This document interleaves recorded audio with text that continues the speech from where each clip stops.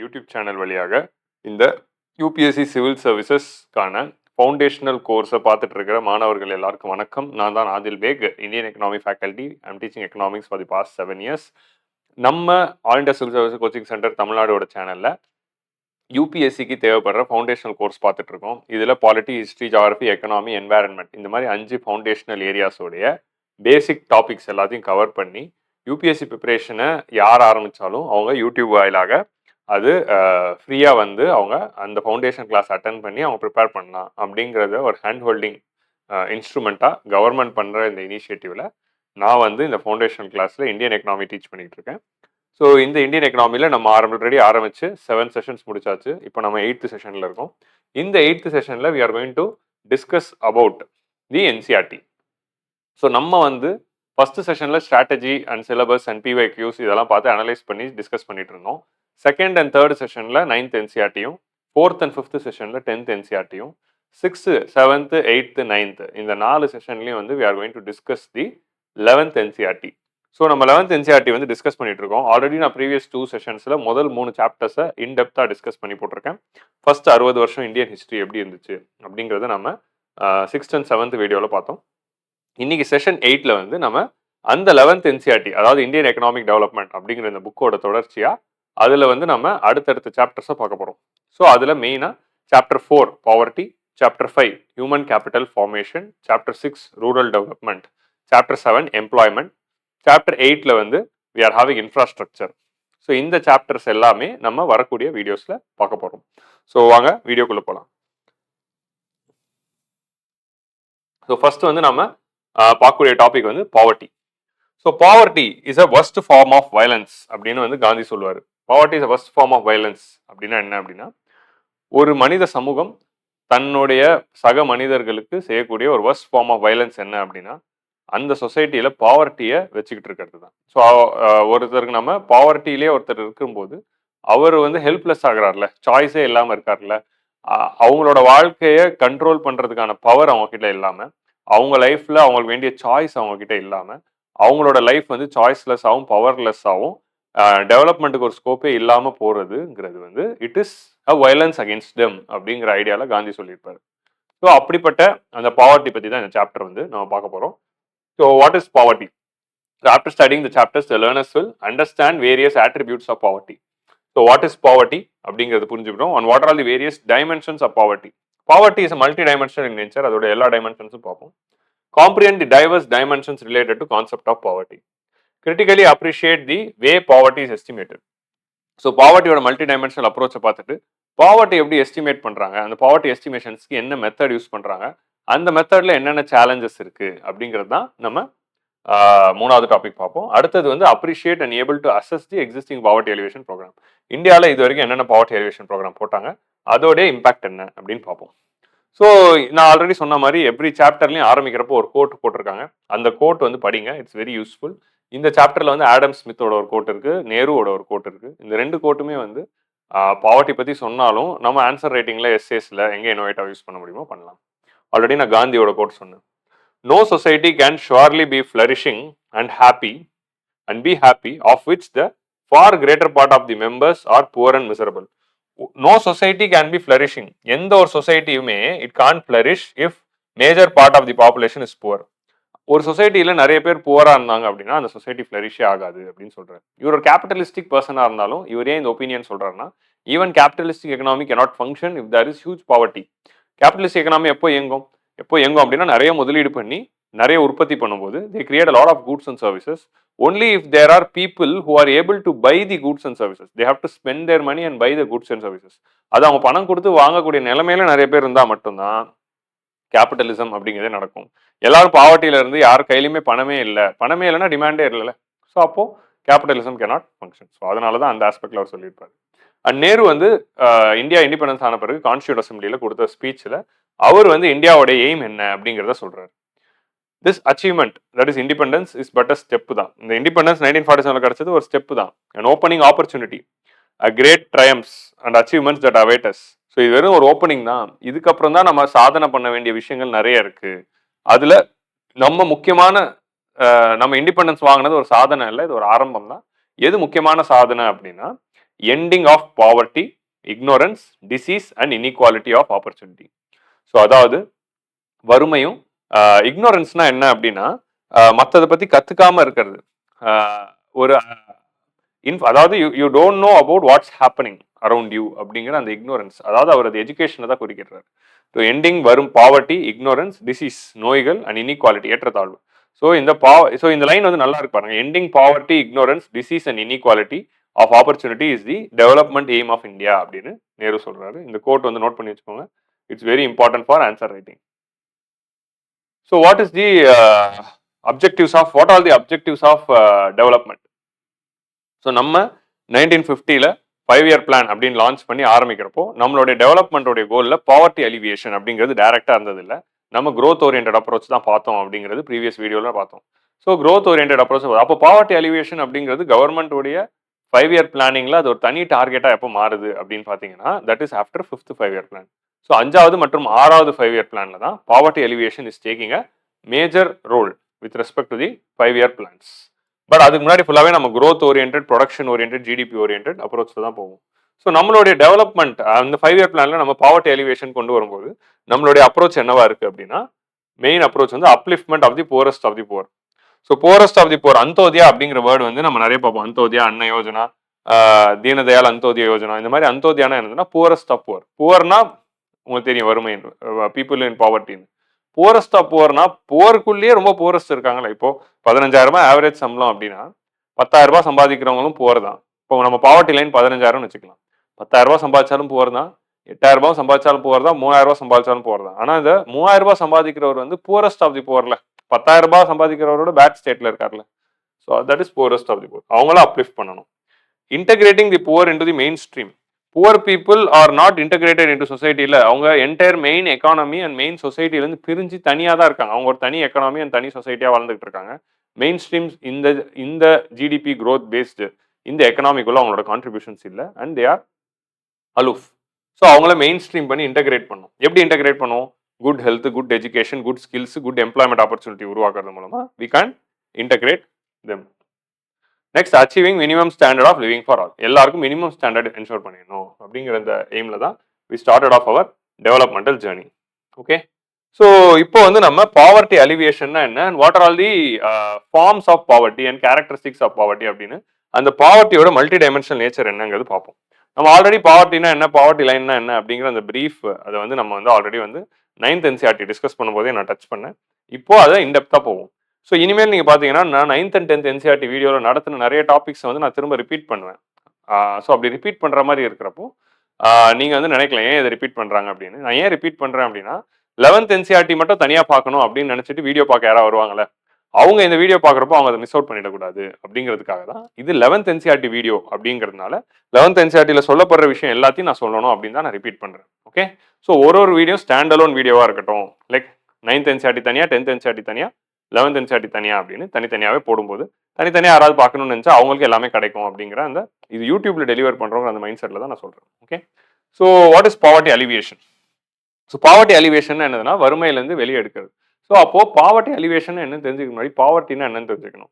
So பாவர்ட்டினா என்ன அப்படிங்கிற இந்த கொஸ்டினுக்கு நம்ம டிஃபைன் பண்ண ஆரம்பிக்கிறப்போ அப்போதான் வந்து அது டிஃபைன் பண்ண ஆரம்பிக்கிறப்போ அந்த டிஃபைன் பண்ணுறதே ஒரு சேலஞ்ச் அப்படிங்கிறத உணர்றோம்.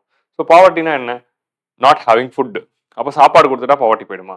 So not having food, shelter, living, நல்ல ட்ரெஸ்ஸு இதெல்லாம் இல்லாமல் இருந்தால் பாவர்ட்டி அப்படின்னா அதெல்லாம் எல்லாம் கொடுத்துட்டா பாவர்ட்டி வருமா?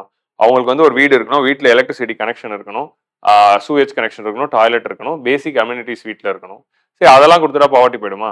அவங்களுக்கு நல்ல ஹெல்த் கொடுக்கணும், நல்ல எஜுகேஷன் கொடுக்கணும் கவர்மெண்ட்.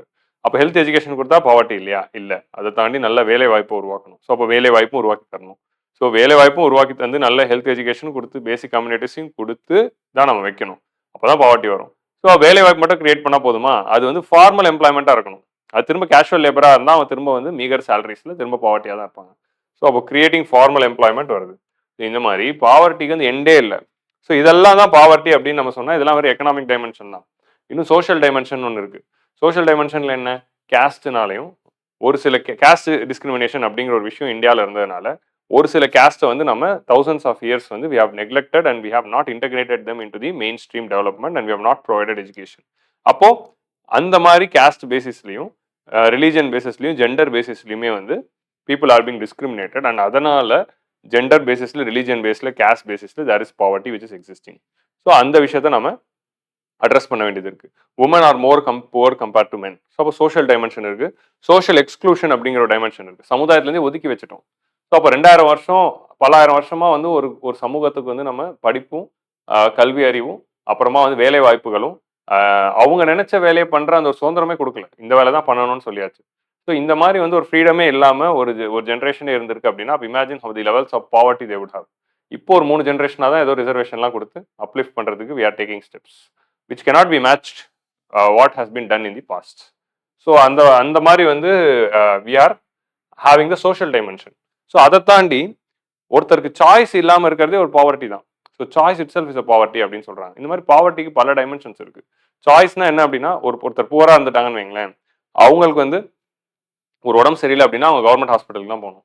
அவங்களுக்கு வந்து ஏதாவது பிரச்சனை இருக்கு, ஸ்கூல்ல சேர்க்கணும்னா அவங்களுக்கு வந்து சாய்ஸே இல்லை, எந்த ஸ்கூல்ல ஃப்ரீயா இருக்கோ அங்கே தான் சேர்க்கணும். பட் அப்போ ஒரு புவர் பீப்புள் வந்து சாய்ஸ் இல்லாதப்போ கவர்மெண்ட் ஹாஸ்பிட்டலுக்கோ கவர்மெண்ட் ஸ்கூலுக்கோ வராருன்னா அப்போ கவர்மெண்ட் வந்து தரமான எஜுகேஷனும் ஹெல்த்தும் கொடுக்கணும். ஸோ அந்த இடம் வந்து ரொம்ப முக்கியமானதாக இருக்கு. ஸோ அப்போ கவர்மெண்ட் ஒழுங்கான ஹெல்த் அண்ட் எஜுகேஷன் கொடுத்தாதான் புவர் பீப்புளுக்கு சப்போர்ட்டிவா இருக்கும் அப்படிங்கிற அந்த சீரியஸ்னஸையும் வி ஆர் அண்டர்ஸ்டாண்டிங். ஸோ இந்த மாதிரி சாய்ஸே இல்லை, they have to go only to government hospital அப்படின்னு இருக்கு. அப்போ அது கவர்மெண்ட் ஹாஸ்பிட்டல் குவாலிட்டியா இருக்கணும் அப்படிங்கிறது பார்க்கணும். ஸோ இந்த மாதிரி விஷயங்கள் இருக்கு. They don't have awareness. 10th முடிச்சுட்டு எந்த குரூப் எடுக்கலாம், 12th முடிச்சுட்டு எந்த காலேஜுக்கு போகலாம், இந்த மாதிரியான விஷயங்கள். அப்புறம் லேக் ஆஃப் சிவில் லிபர்ட்டிஸே பாவர்ட்டி அப்படிங்கிறது சொல்றாங்க. ஸோ ஃபண்டமெண்டல் ரைட்ஸ் இல்லாமல், பேசிக் அடிப்படை ரைட்ஸ் இல்லாமல் பீப்புளுக்கு வந்து ரைட்ஸை சிவில் லிபர்ட்டிஸை டினை பண்ணுறதே பாவர்ட்டி அப்படின்னா இந்த மாதிரி பல டைமென்ஷன்ஸ் இருக்கு. ஸோ இனிமேல் ஒரு டைமென்ஷன் நம்ம எடுத்துட்டு வந்தால் it's going to be very tough. So that's why poverty is multidimensional அப்படின்னு சொல்கிறோம். பாவர்ட்டி அலிவேஷன்னா என்ன அப்படின்னா, so then what is poverty alleviation? Everyone must have enough food to eat, adequate shelter, access to education, health, protection from violence. So poor people are more susceptible to violence and they are more vulnerable to violence. So easy violence-னால பாதிக்கப்படுறாங்க. So we have to protect them from violence and a voice in what happens in their communities. So they should get a voice. Poor பீப்புளோட needs என்ன, அவங்களோட benefits என்ன அப்படிங்கிறது யார் government கிட்ட represent பண்ண போறாங்க? So their voice must be represented among governments. So அந்த வாய்ஸ் வந்து we have to ensure. So இந்த மாதிரி பல டைமென்ஷன்ஸ் இருந்தால் தான் அது பாவர்ட்டி அலிவேஷன் அப்படின்னு நம்ம சொல்றோம். To know what helps to reduce the poverty, what works, what does not, what changes over time. So இதெல்லாம் தெரிஞ்சுக்கணும் அப்படின்னா poverty has to B define. So first வந்து நீங்க பாவர்ட்டி அலிவியேஷன் பண்ணணும் அப்படின்னா, இப்போ நாட்டில் பாவர்ட்டி இருக்கு, அது ஒரு பெரிய பிரச்சனையா நம்ம பார்க்குறோம். பிரிட்டிஷோட அட்மினிஸ்ட்ரேஷன்னாலையும் அப்புறம் ஒரு 50 years ஆஃப் பிளானிங்லையும் இன்னும் வந்து பாவர்ட்டி நிலவிட்டு தான் இருக்கு அப்படிங்கிறத பார்க்குறோம். இப்போ பாவர்ட்டிலேருந்து ஒரு குரூப் ஆஃப் பீப்புளை நம்ம அப்லிஃப்ட் பண்ணோம் அப்படின்னா ஃபர்ஸ்ட் நம்ம என்ன ஸ்டெப்ஸ் எடுக்கணும்? First we have to make sure we define what is poverty. Based on the definition, we identify who is a poor. Based on that identification, we can provide some benefits and bring them out. And then we have to ensure whether the benefits which gave them brought them out actually on ground. So, இந்த மாதிரி வந்து பண்ண வேண்டியதா இருக்கு. To know what helps, what reduces poverty, what works, what does not, what changes over time, poverty has to be defined, measured, studied, and even experienced. So, it's a very powerful line. Poverty வந்து first நம்ம define பண்ணணும், அப்புறம் அதை measure பண்ணணும். Measure பண்ணி poverty பற்றின studies பண்ணால் மட்டும் போதாது, பாவர்ட்டியை எக்ஸ்பீரியன்ஸ் பண்ணாதான் அதோடைய ரியல் இஷ்யூஸ் வந்து தெரியும். ஸோ அப்போ பாவர்ட்டி எக்ஸ்பீரியன்ஸ் பண்ணி அதுலேருந்து வெளியே வந்தவங்க ஒரு பாலிசி மேக்கராக இருக்கிறப்போ அவங்க போடுற policy will be more effective than a person who has never known what is poverty. So poverty பற்றியே தெரியாமல் இருந்த ஒருத்தர் ஒரு பாலிசி போடுறாரு, வறுமையிலிருந்து கஷ்டப்பட்டு படிச்சு ஹார்ட் ஒர்க் பண்ணி அவங்க ஃபேமிலியை அப்லிஃப்ட் பண்ணோன்ட்டு ஒரு முதல் தலைமுறை பட்டதாரி ஆகி ஒரு வேலைக்கு போயிட்டு சம்பாதிச்சு அவர் வந்து ஒரு ஐஏஎஸ் ஆகி அவர் வந்து ஒரு பாலிசி மேக்கிங்குள்ள நாளைக்கு வரும்போது அவர் கொண்டு வர பாலிசியும் பாவர்ட்டினா என்னன்னே தெரியாம வரக்கூடிய ஒருத்தர் கொண்டு வர பாலிசிக்கும் நிறைய வித்தியாசம் இருக்கும். ஏன்னா only if you experience poverty will understand the dimensions of poverty and depth of the sufferings. So அந்த ஆஸ்பெக்ட் தான் என்சிஆர்டியில். ஸோ என்சிஆர்டியில் போகிற போக்கில் ஒரு லைன் போட்டாங்க, பட் இந்த லைன் வந்து அவ்வளோ பெரிய ஒரு இன்டெப்த் மீனிங் கொண்ட ஒரு லைன், அதனால தான் நான் அதை எடுத்து இங்கே ஹைலைட் பண்ணி போட்டிருக்கேன். ஸோ உங்களுக்கு புரியுதா? இந்த மாதிரி இது ஒரு சிம்பிளான லைன் தான். நாளைக்கு நீங்கள் யூபிஎஸ்சி ஆன்சர் ரைட்டிங் மெயின்ஸ் எழுதுறீங்கன்னு வச்சுக்கோங்க, மெயின்ஸில் வந்து பாவர்ட்டி ரிலேட்டடாக ஒரு கேள்வி வருது, அந்த கேள்வியில் இந்த ஒரு லைன் நீங்கள் எழுதலாம். So poverty elevation can be done only if poverty is defined, studied, only poverty is defined, measured, studied and experienced. Experiencing poverty and making policies out of it will be effective. So இந்த மாதிரி ஒரு line நீங்கள் கன்க்ளூஷன்லையோ இல்லைனா இன்ட்ரடக்ஷன்லையோ இல்லை ஏதோ ஒரு பாடியில் ஒரு பார்ட்லையோ எழுதுறப்போ அது ஒரு பாக்ஸ் போடுறப்போ அது ஒரு பவர் கொடுக்குது. ஸோ இந்த மாதிரி தான் மெயின்ஸ் ஆன்சர் ரேட்டிங்கில் நம்ம இம்ப்ரூவ் பண்ணிக்கணும். நிறைய பேர் கேட்பாங்க நான் எப்படி வந்து இங்கிலீஷ் ரேட்டிங் இம்ப்ரூவ் பண்ணுறதுன்னு. என்சிஆர்டியில் ஒரு பேசிக் லாங்குவேஜ் இருக்குல்ல, என்சிஆர்டியில் எந்த லெவலில் ஒரு சிம்பிள் லாங்குவேஜ் எழுதியிருக்காங்களோ அந்த லாங்குவேஜில் ஆன்சர் எழுதுனா போதும். ஸோ என்சிஆர்டி லெவலுக்கு நீங்கள் இங்கிலீஷ் எழுதுனா போதும். நம்ம ஹிந்து பேப்பர் லெவலுக்குலாம் இங்கிலீஷ் எழுதணும்னு அவசியமே கிடையாது. என்சிஆர்டி லெவலில் இங்கிலீஷ் இருந்தால் போதும். And NCERT will have a simple English because என்சிஆர்டியோட டார்கெட் ஆடியன்ஸ் வந்து ஸ்கூல் குழந்தைங்க. ஸோ அதனாலே வந்து அந்த பேசிக் லெவல் இங்கிலீஷை they will ensure. So poverty has to be defined, measured, studied and even experienced. So what are the characteristics of poverty? அப்போ பாவர்ட்டியில் இருக்கிறவங்களுக்கு என்னென்னலாம் பிரச்சனைகள் இருக்கு and what is their basic characteristics? Characteristics of பாவர்ட்டியில் first வந்து we are having hunger. So அவங்க வந்து பசியில் இருப்பாங்க. So they are suffering from hunger. So hunger இருக்கிறதுனால ஸ்டார்வேஷன், சாப்பாடு இல்லாமல் ரொம்ப நாள் இருக்கிறதுக்கு பேர் தான் ஸ்டார்வேஷன். ஸோ சாப்பாடு ஒழுங்கா இல்லை. ஸோ சாப்பாடு ஒழுங்கா இல்லைன்னா ஆட்டோமேட்டிக்காக என்ன ஆகிடும்? சாப்பாடு ஒழுங்கா இல்லைன்னா மால் நியூட்ரிஷன் வந்துடும், ஊட்டச்சத்து குறைபாடு. ஸோ அப்புறம் அவங்க ஒரு புவர் ஹவுசிங்கில் வாழ்றாங்க, வீடு சரியா இருக்காது, வீட்டில் நல்ல வசதிகள் இருக்காது, ஒரே ஒரு குடிசை இருக்கும், அந்த குடிசைக்குள்ள ஒரே ரூம் தான், ஹால் தனியாக, கிச்சன் தனியாக, அப்புறமா வந்து லிவிங் ரூம் தனியாக, பெட்ரூம் தனியாக, பால்கனி தனியாக, இப்படிலாம் இல்லை, ஒரே ரூம்.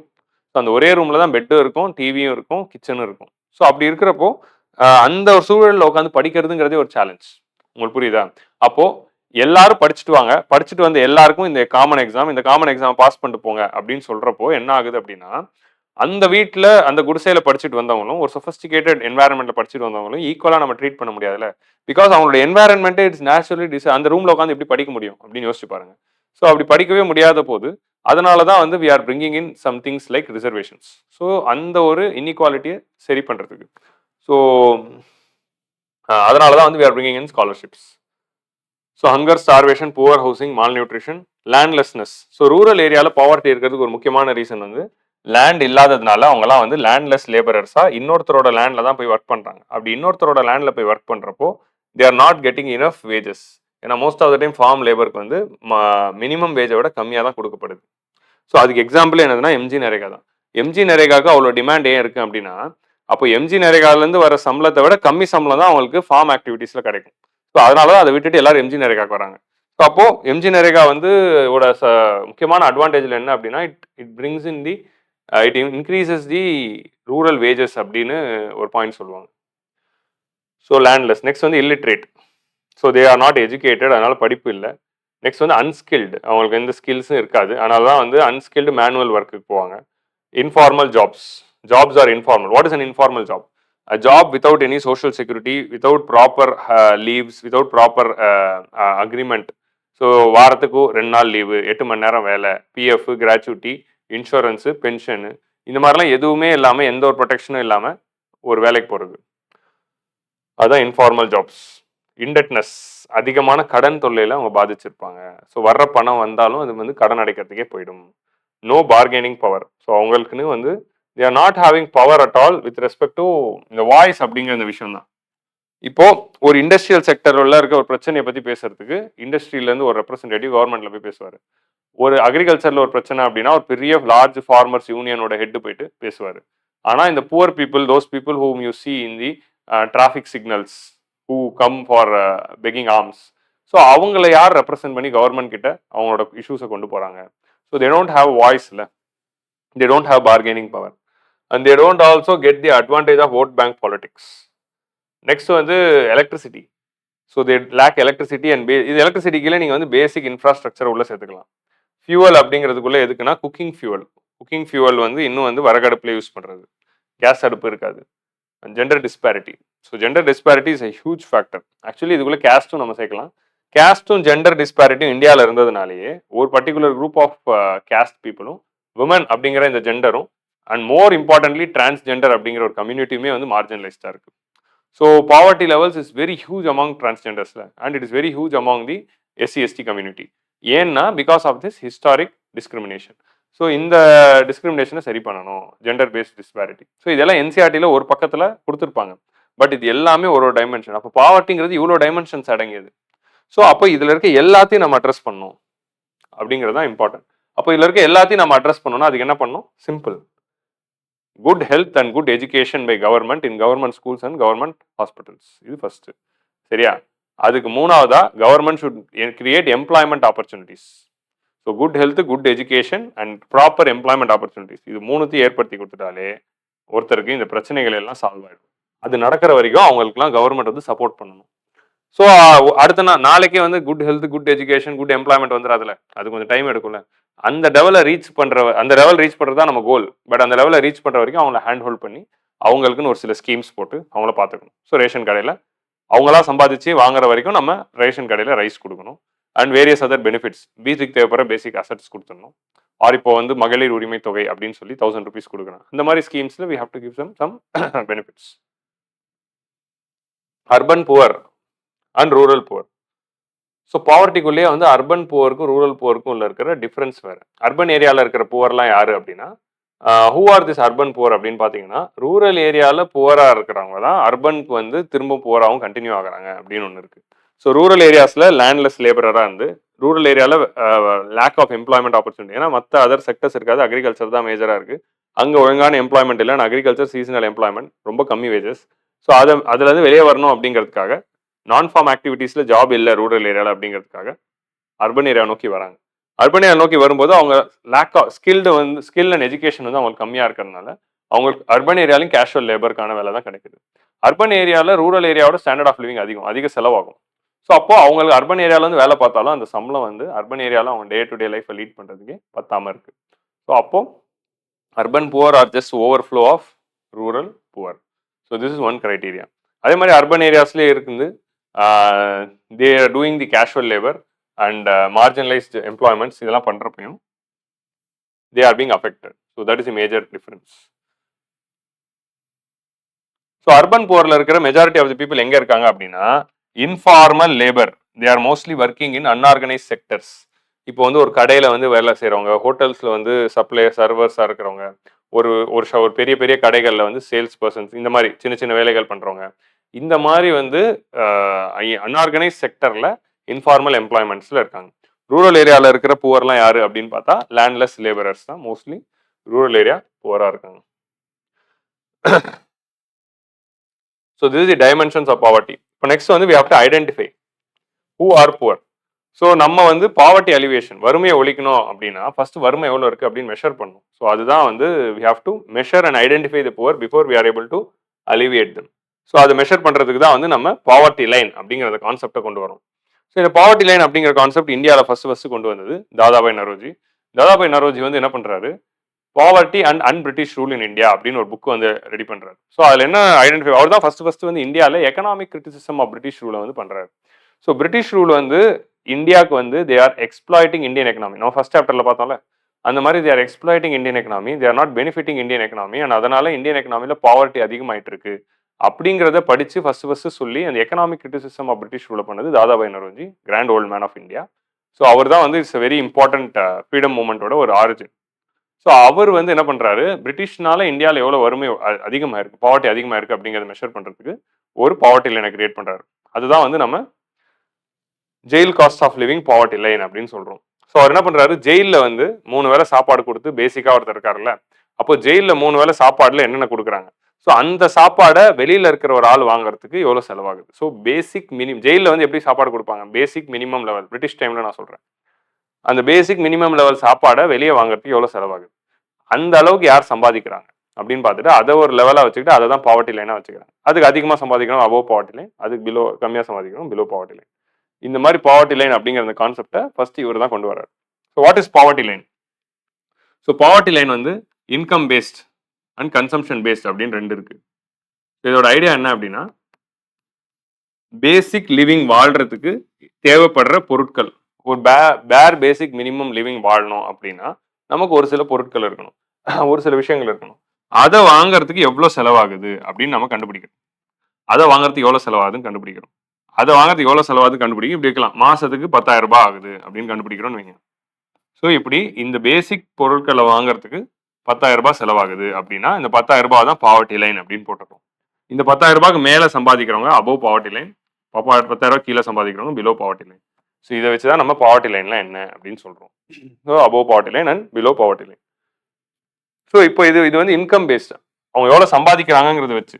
கன்சம்ஷன் பேஸ்ட் பாவர்ட்டி லைன்னா என்ன அப்படின்னா, வர்ற சம்பளம் எல்லாமே நம்ம வந்து நம்மளுடைய டெவலப்மெண்ட்டுக்காக தான் ஸ்பெண்ட் பண்றோம்னு இல்லைல்ல. நிறைய பணங்கள் வந்து நம்மளோட நீட்ஸையும் தாண்டி தேவையில்லாத விஷயத்துக்கு செலவு பண்றோம்ல. லைக் கேம்பிளிங் பண்ணுவாங்க. ஆர் வந்து ஆல்கஹாலிசம் இருக்கும்.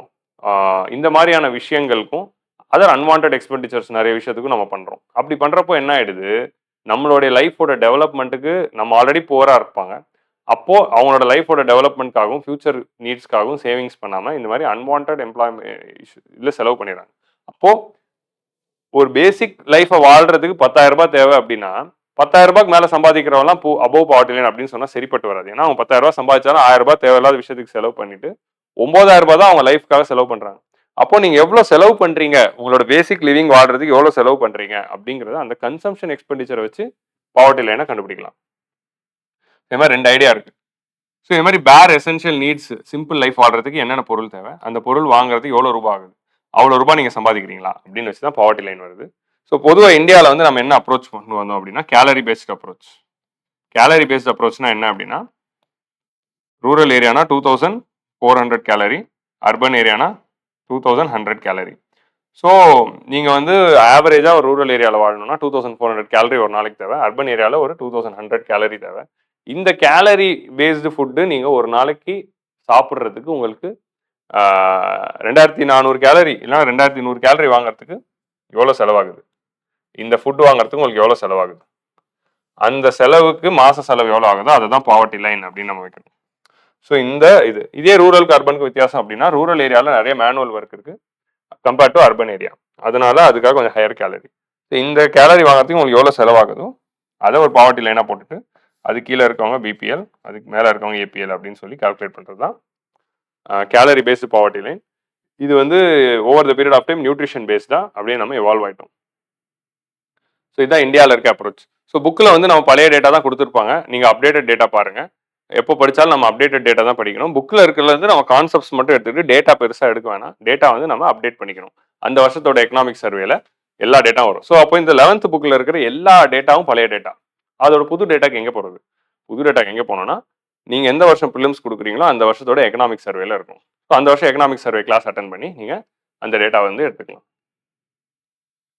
So categorising people. So based வந்து நம்ம என்ன பண்ணுறோம், ஒரு பாவர்ட்டி லைன் வரைஞ்சு பாவர்ட்டி லைன் கிட்ட இருக்கிறவங்க புவர், அதுக்கு ரொம்ப தூரம் இருக்கும் வெரி புவர், அப்புறம் அப்சல்யூட்லி புவர்.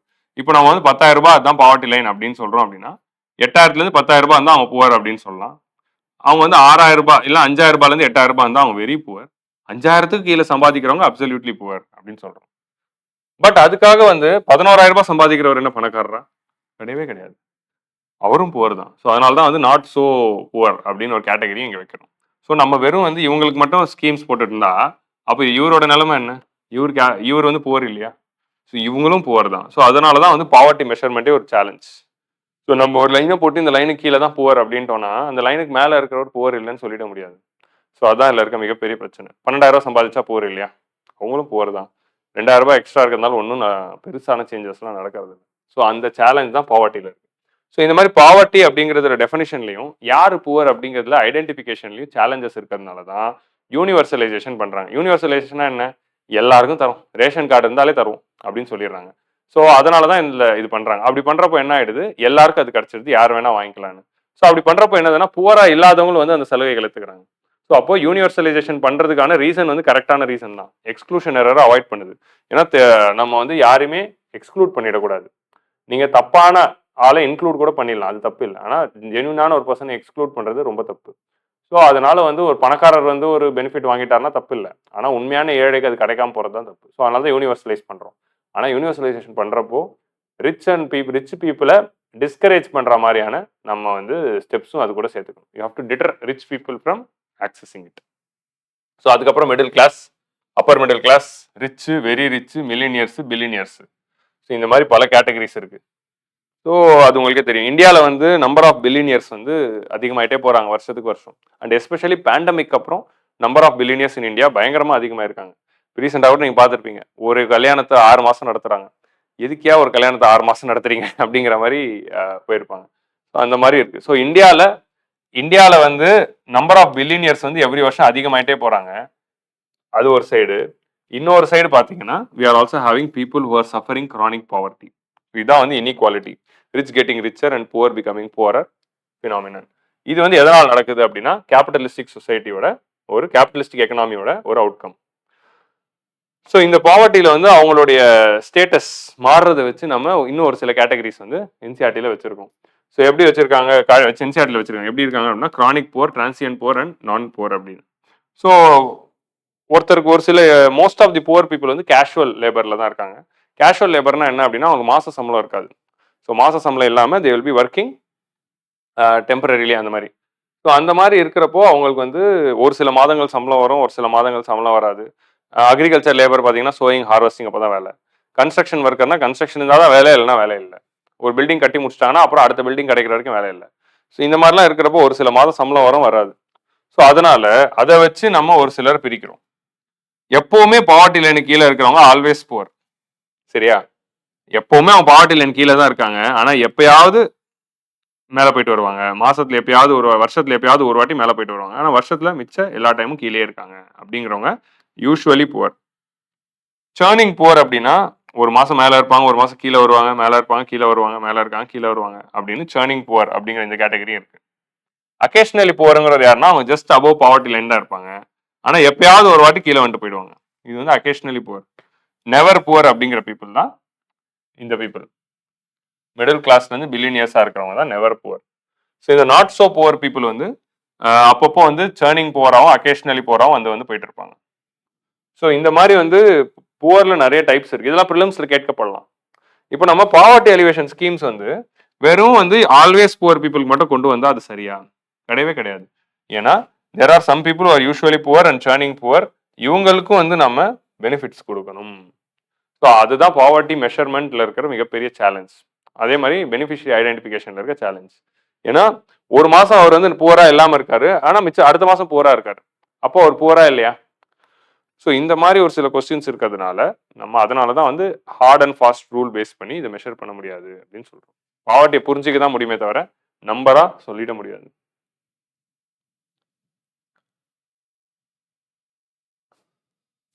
ஸோ இந்தியாவில் வந்து கேலரி பேஸ்ட் பாவர்ட்டி லைனை நம்ம ஃபாலோ பண்ணுறோம். இந்த கேலரி பேஸ்ட் பாவர்ட்டி லைன் வந்து no it doesn't differentiate between poor and very poor. So poor இருக்காங்க, வெரி புவர்னு இன்னொரு கேட்டகரி இருக்குல்ல, அவங்களுக்கு எந்த டிஃபரன்ஷியேஷனும் அது பண்ணல. புவர், வெரி புவர், அப்சல்யூட் புவர்னு எந்த டிஃபரன்ஷியேஷன் பண்ணல. வெறும் கேலரிஸ் எடுத்துக்கிறாங்க. இந்த கேலரிஸ்க்கு தேவைப்படுற பணத்தை வாங்குறவங்க, சம்பளமாக வாங்குறவங்க தே ஆர் வந்து அபவ் பாவர்ட்டி லைன், இல்லாதவங்கலாம் பிலோ பாவர்ட்டி லைன் அப்படிங்கிற அந்த ஒரே கிரைட்டீரியா தான் வச்சுட்டு இருக்கோம். ஸோ அந்த டிஃபரன்ஸ் பண்றது இல்லை. ஸோ இதுக்கு பேர் தான் அப்சல்யூட் பாவர்ட்டி. ஸோ அப்சல்யூட் பாவர்ட்டிக்கு ரிலேட்டிவ் பாவர்ட்டிக்குள்ள வித்தியாசம் என்னதுன்னா, பாவர்ட்டி லைனுக்கு கீழே மொத்தமா எத்தனை பேர் இருக்காங்க அப்படின்னு சொல்றது absolute poverty.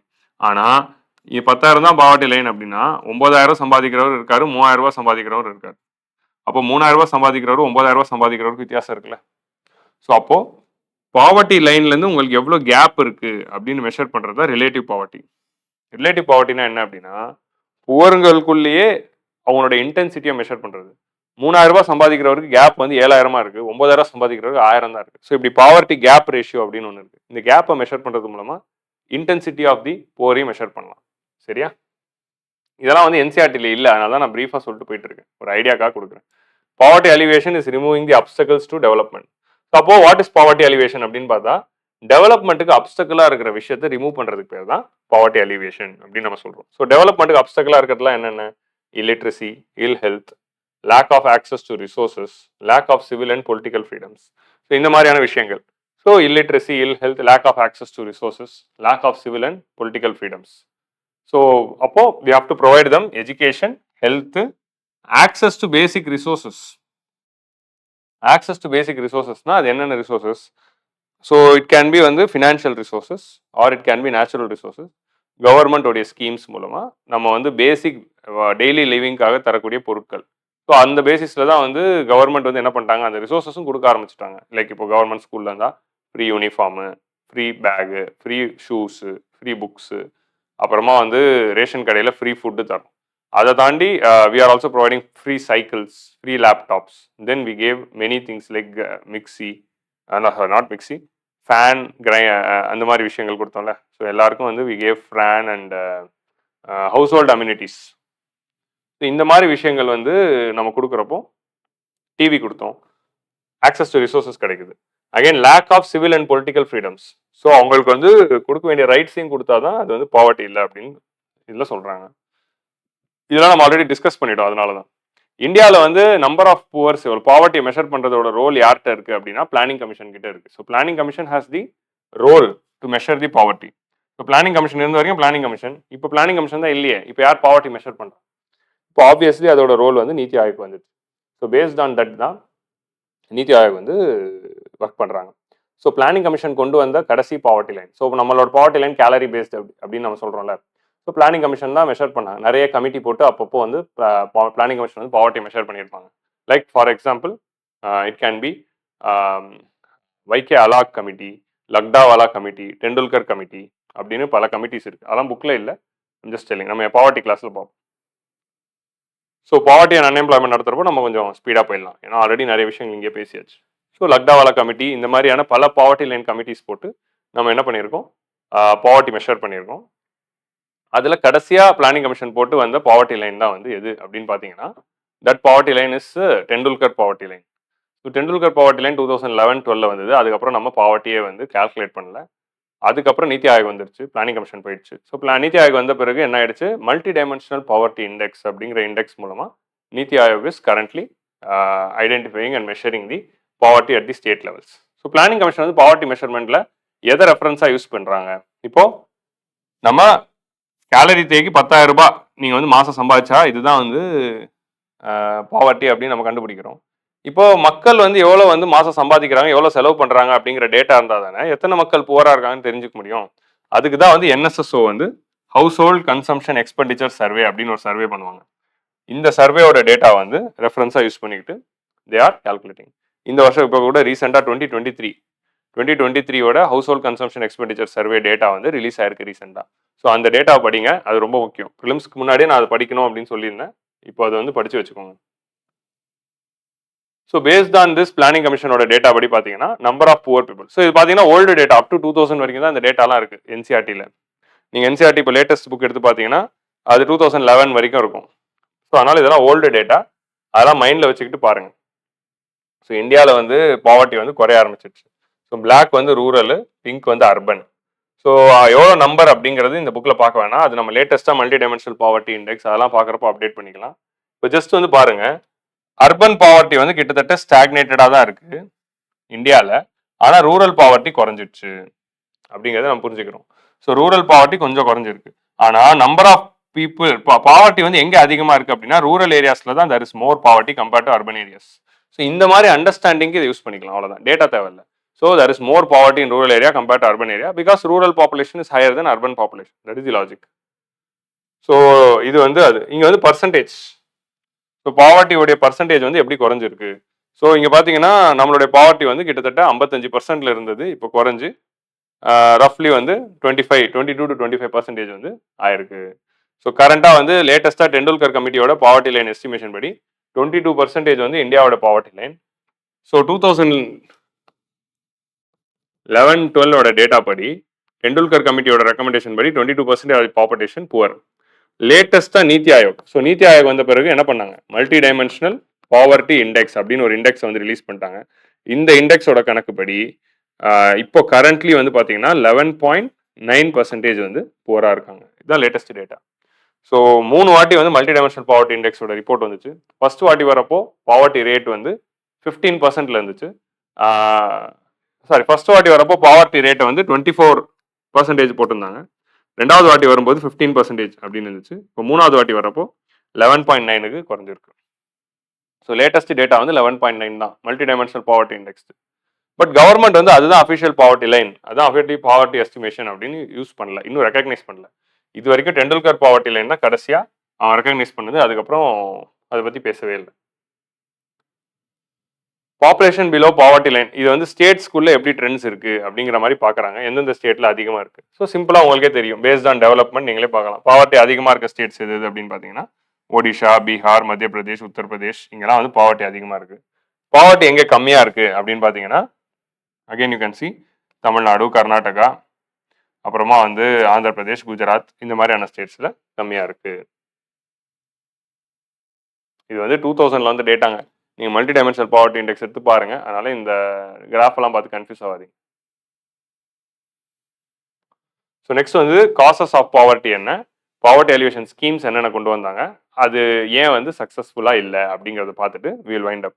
I think so already we discuss this in 9th NCERT, but இருந்தாலும் வீடியோ பார்க்குறவங்களோட பெனிஃபிட்காக ஐம் ஜஸ்ட் டிஸ்கஸிங்.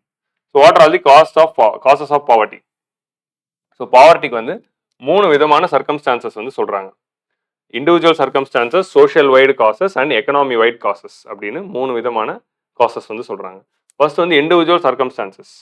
ஒரு தனி மனிதனுடைய லைஃப்ல அவங்களுக்கு லோ லெவல்ஸ் ஆஃப் எஜுகேஷன், ஒரு இண்டிவிஜுவலுக்கு அவருக்கு லோ லெவல் ஆஃப் எஜுகேஷன்ஸும் லோ லெவல் ஆஃப் ஸ்கில்ஸ் இருக்கிறதுனாலையும், இன்ஃபார்மிட்டினா வந்து அவர் வந்து வீக் பாடியா இருக்கிறதுனால ஈஸியாக நோய் வர்றதுனாலையும், ஹெல்த் சரியா இல்லாததுனாலையும், டிசீசஸ் வர்றதுனாலையும் அண்ட் டிஸ்கிரிமினேஷன் அண்டர்கோ பண்றாங்க. பிகாஸ் ஆஃப் அந்த ஒரு இண்டிவிஜுவல் வந்து ஜெண்டர்னாலேயோ கேஸ்ட்னாலேயோ டிஸ்கிரிமினேஷன் அண்டர்கோ பண்ணியிருக்கலாம். So low levels of education, skills and health and disease prevalence and டிஸ்கிரிமினேஷன்னால ஒரு இண்டிவிஜுவல் பாவர்ட்டிக்கு தள்ளப்படலாம். ஸோ அது இண்டிவிஜுவல் சர்க்கம்ஸ்டான்சஸ். ஸோ கம்மியான எஜுகேஷன் இருந்தால், கம்மியான ஹெல்த் இருந்தால், படிப்பு இல்லைனாலே நமக்கு நல்ல வேலை கிடைக்காது, இன்ஃபார்மல் கேஷுவல் லேபருக்கு தான் போகணும், கம்மியாக சம்பாதிக்கணும், and you will be trapped. So that is the purpose of education. Next வந்து social causes. Society level causes என்ன அப்படின்னா socio economic and political inequality. இந்தியாவில் சோஷியல் லெவல் இன்இக்வாலிட்டி இருக்கு, based on caste discrimination.